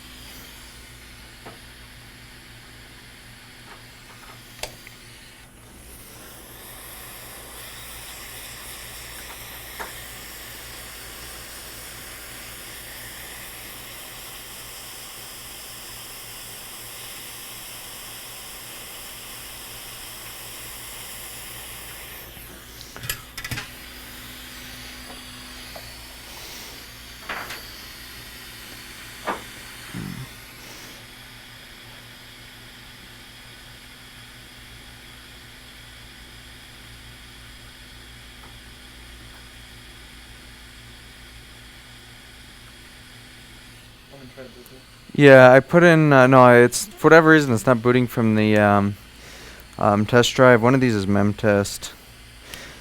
Actually, just run the internal diagnostic. It's just, it's probably because the Catalina's being weird. It happens on some of them rarely, where it doesn't like to see an older OS.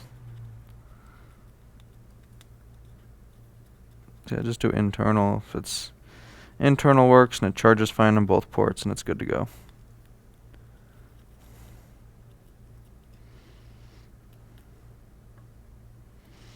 Alright, I'm not too worried about the rest of this stuff. I think that'll be okay in ultrasonic.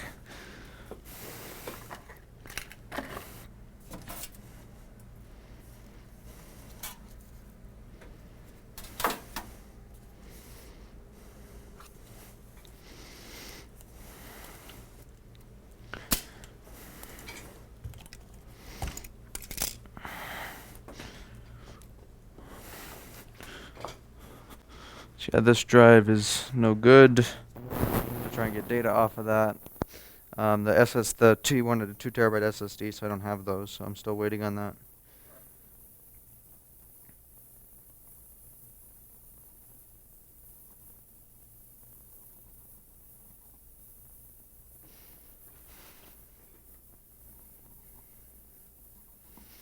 There's some corrosion on the screen on this board we were just working on, so hopefully that'll be okay. I think it will be, but we'll see.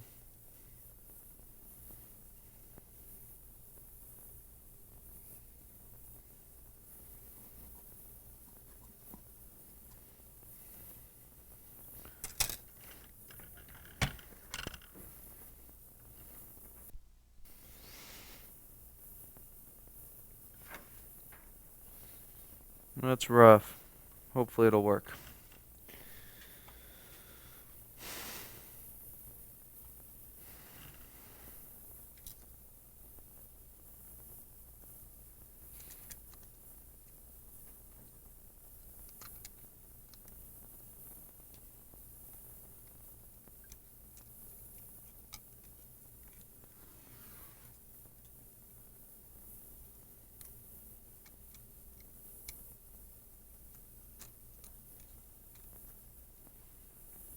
No issues found. Cool. Alright, moment of truth on this 1989. Plug in. I got flux in my hands. I hate flux.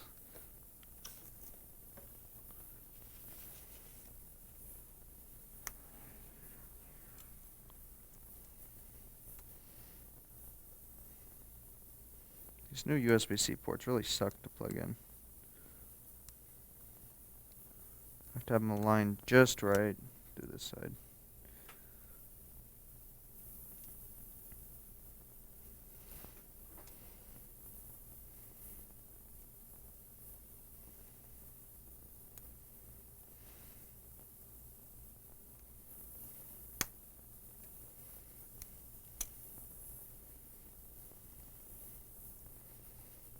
Alright, we plugged it in on this side. Let's see.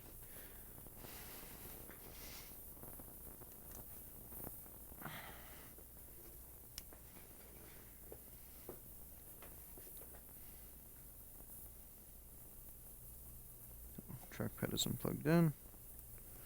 Need that to know if it's turning on.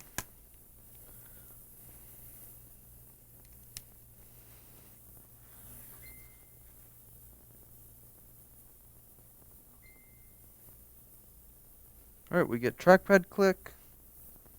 So it is turning on. We get fan spin. And we get an Apple logo. It's dim.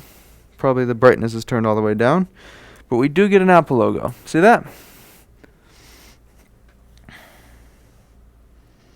Do we boot fully?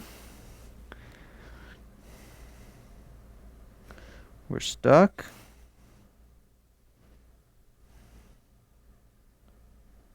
Booting into recovery, I'm guessing.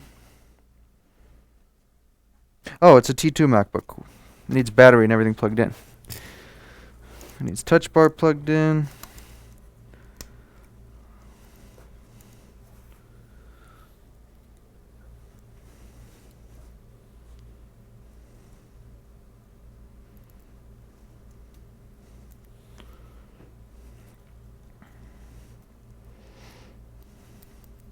I don't need speakers. Actually, I do. I'll just plug everything in. Because these T2, like the A1990 and A1989, are really picky about what's plugged in. They will not boot sometimes if some random thing is unplugged. It's all T2 nonsense.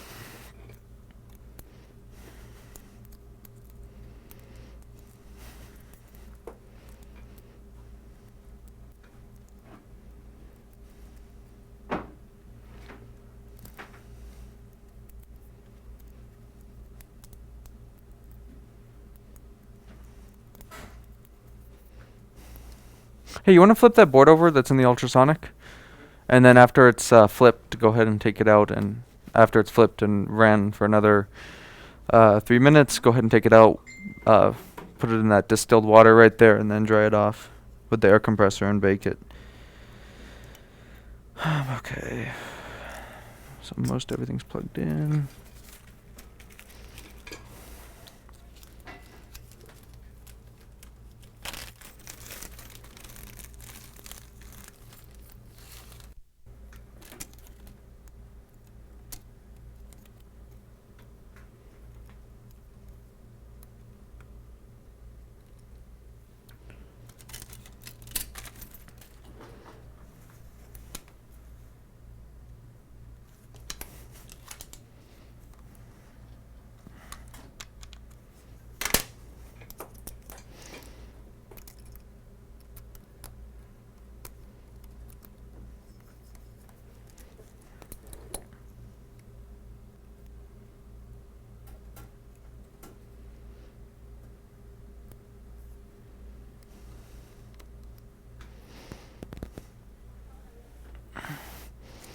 Okay, now let's retry with everything plugged in.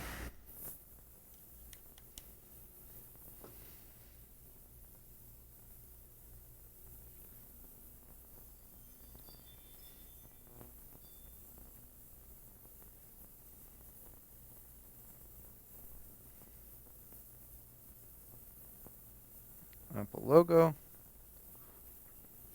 And there's flux on this. Heat flux.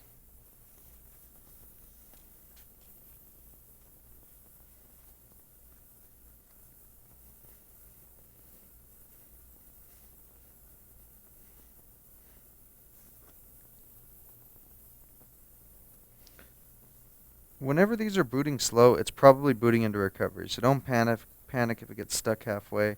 It's probably just booting into recovery.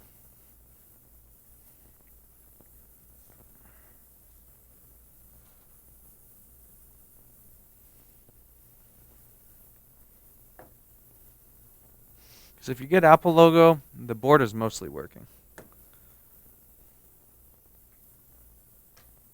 Bottom case screws in that one? Cool. This is your 1989 too. If it boots fully, I think it will. It's almost at the end. Huh? Yeah. Let me grab you one. Choose one of these.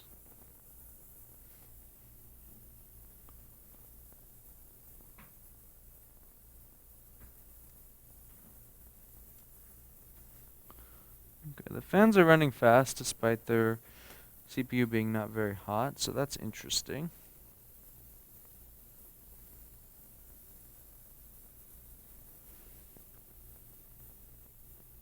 And it's hanging at the end, it looks like.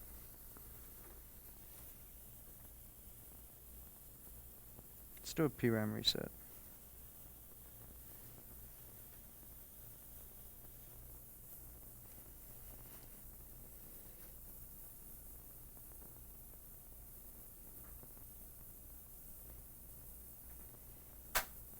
These don't have an SMC anymore, so you can't do an SMC reset.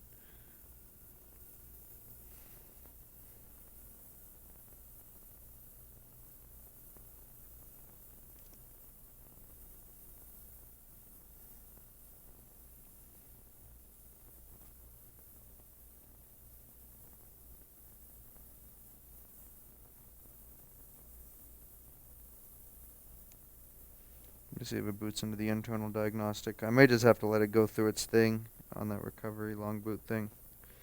The board is covered in flux too, so. See if we can get into internal diagnostic.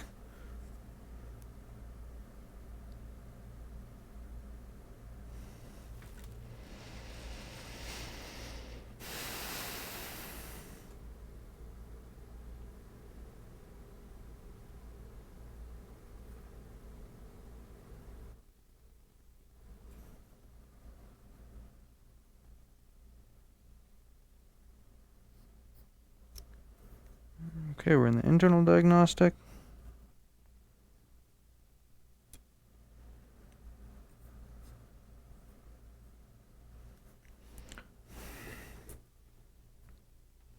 Can't see anything on the screen. Let me wipe it down. I see a mouse moving, but I don't see anything else.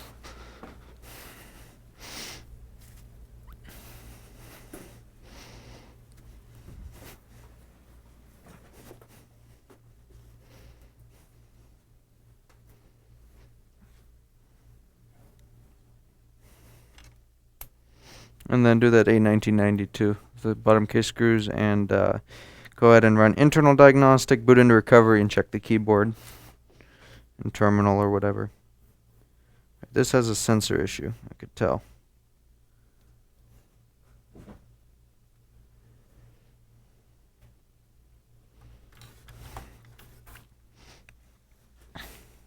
Question is where? Wonder if those resistors I replaced are making it run slow.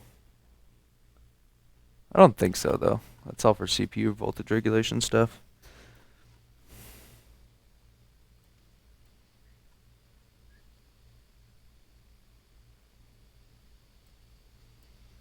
Where was that other area that was all corroded?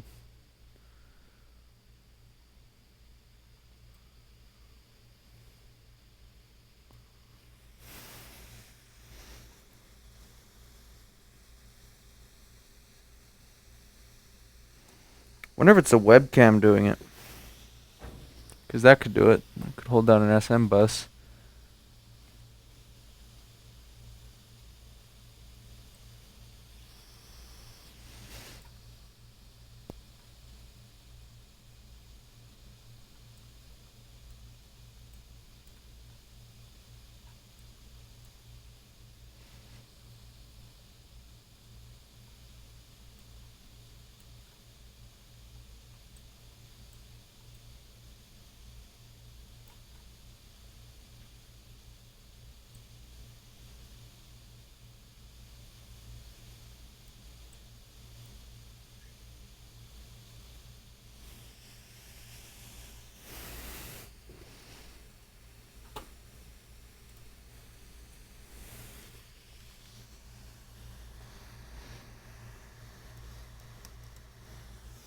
Touch bar is not lit up.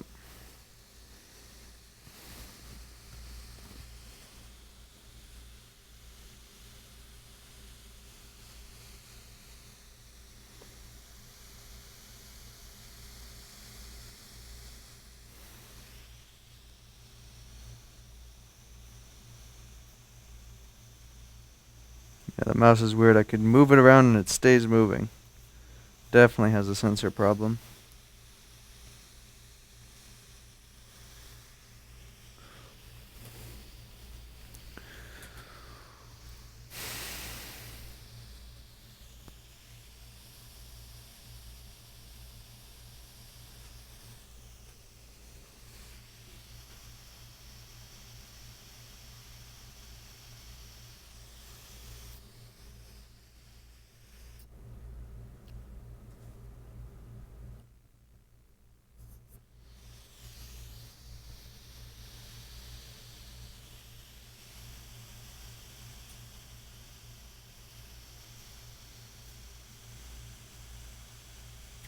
Stuck at the end of diagnostics.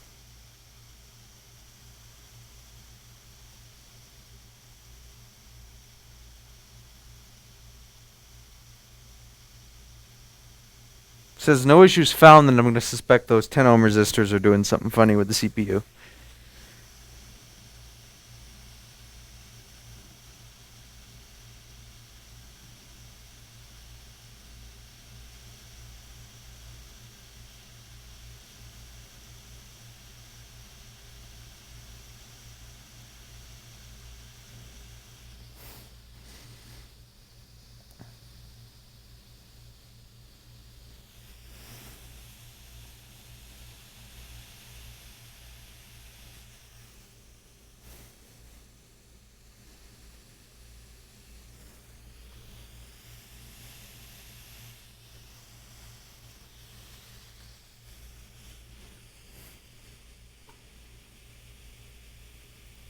Where was that other area that was corroded?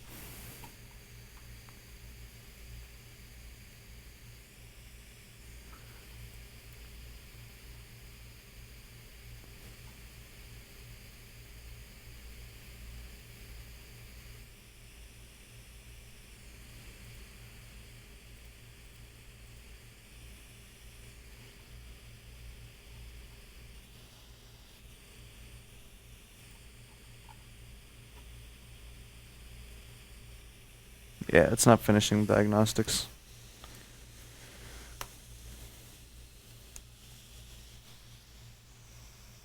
Well, there's brightness back after I closed the lid.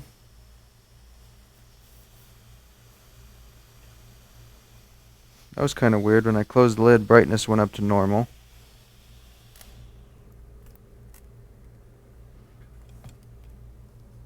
Let's restart.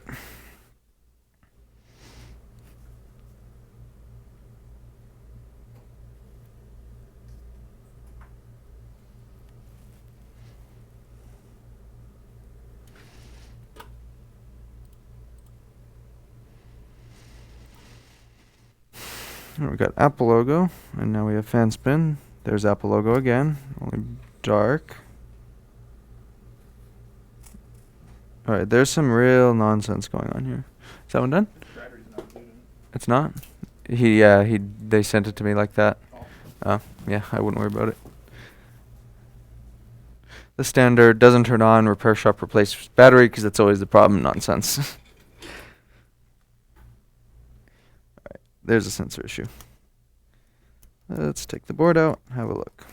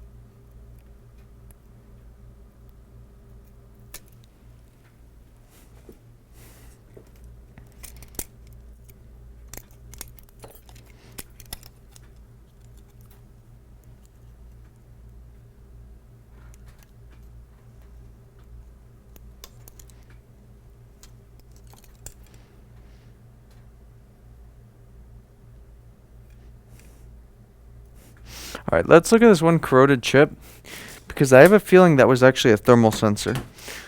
The one that we reflowed.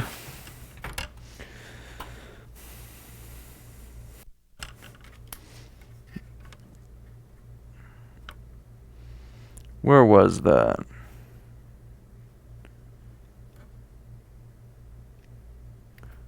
Was this one right here?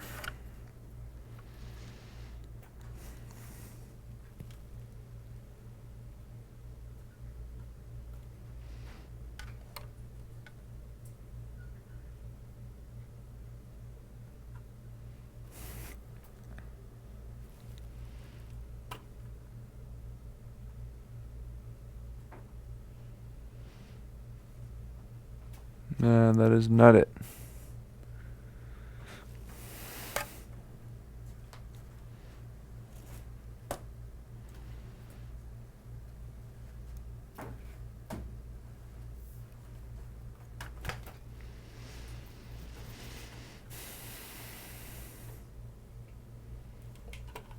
Alright, let me try these resistors. It's my luck these 10 ohm resistors would not be good enough for this.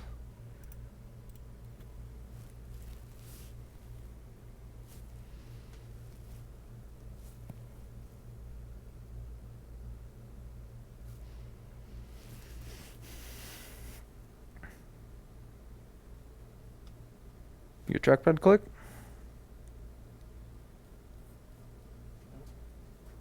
Unplug it, plug it in again.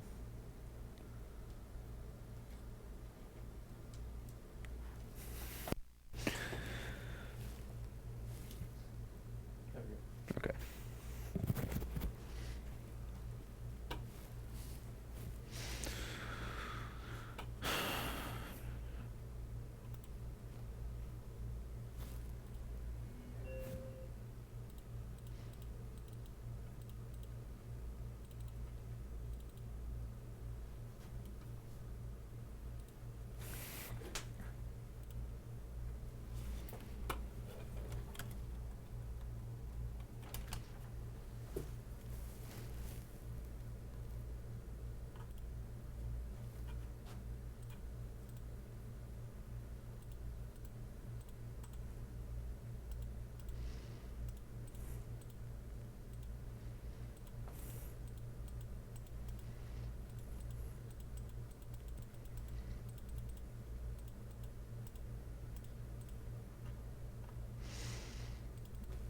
I'm trying to find a 1 ohm resistor.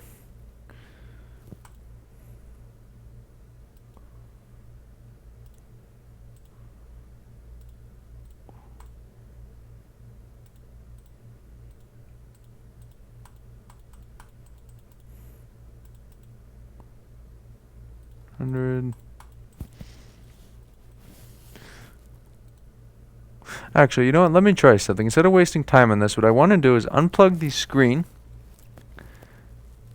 and see if I unplug the screen, if the fans still run fast. And what that'll tell me is if there is an issue with the webcam bus or the backlight I2C bus that's screwing with the SMC and causing the issue.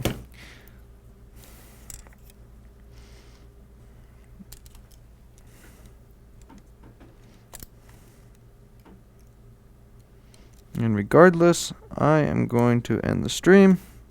If that doesn't work, so I got some other stuff I need to get done. Invoicing, stuff like that.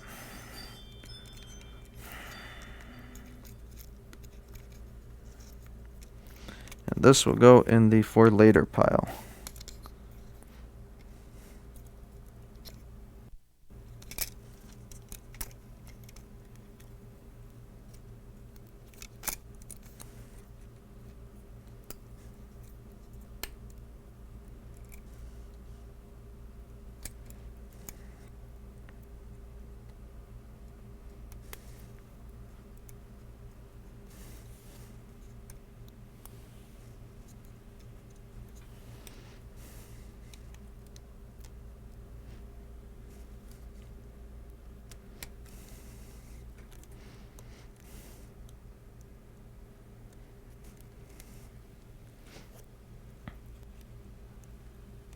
This one's done, right? Yeah. Just swished around in that water, dry it with the air compressor, and then once it's all dried up, put it in the oven for like 10 minutes. What was that? Yeah.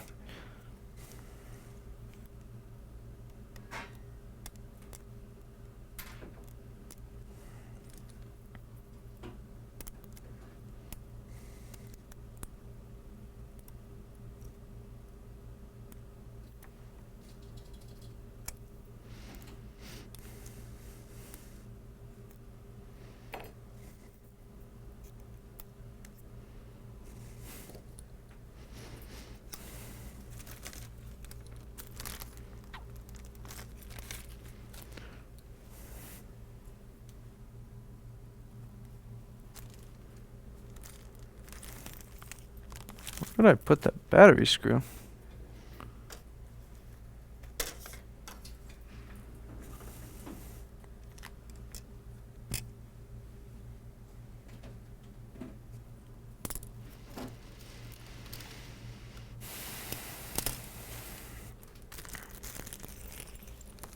Here it is.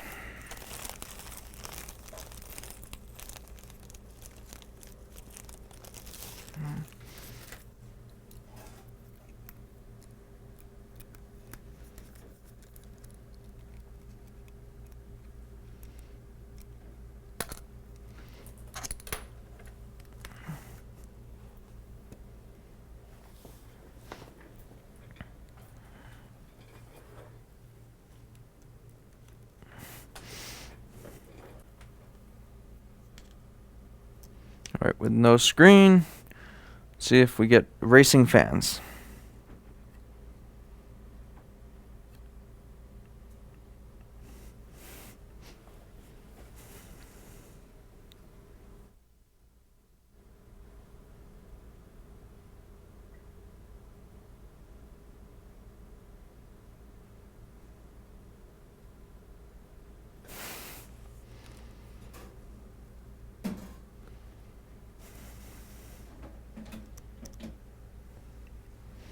Now the only way I'm going to know it's booting or booted is when I see the touch bar light up or caps lock key works, and neither of those work yet. The CPU is getting a little warm, but there's no racing fans. But also no sign this is actually posting. CPU is getting warm, and we get a caps lock light. We get no touch bar, but that may be normal based on settings. So oftentimes they will light up the touch bar after they are in the OS. But there is no racing fan spins, which is suggestive of a screen issue. So this is a dead screen most likely on this 1989. As you can hear and see, there is no fan spin, no high fan spin. We get our caps lock light, which lights up, which tells me it's booted, it's in the OS. And we actually have a touch bar now. So there is a touch bar. See that? And that is it. So I'm going to end the stream on that. I actually have a phone call I need to take, so I will see everybody later. So thank you for watching. I will see you in the next stream.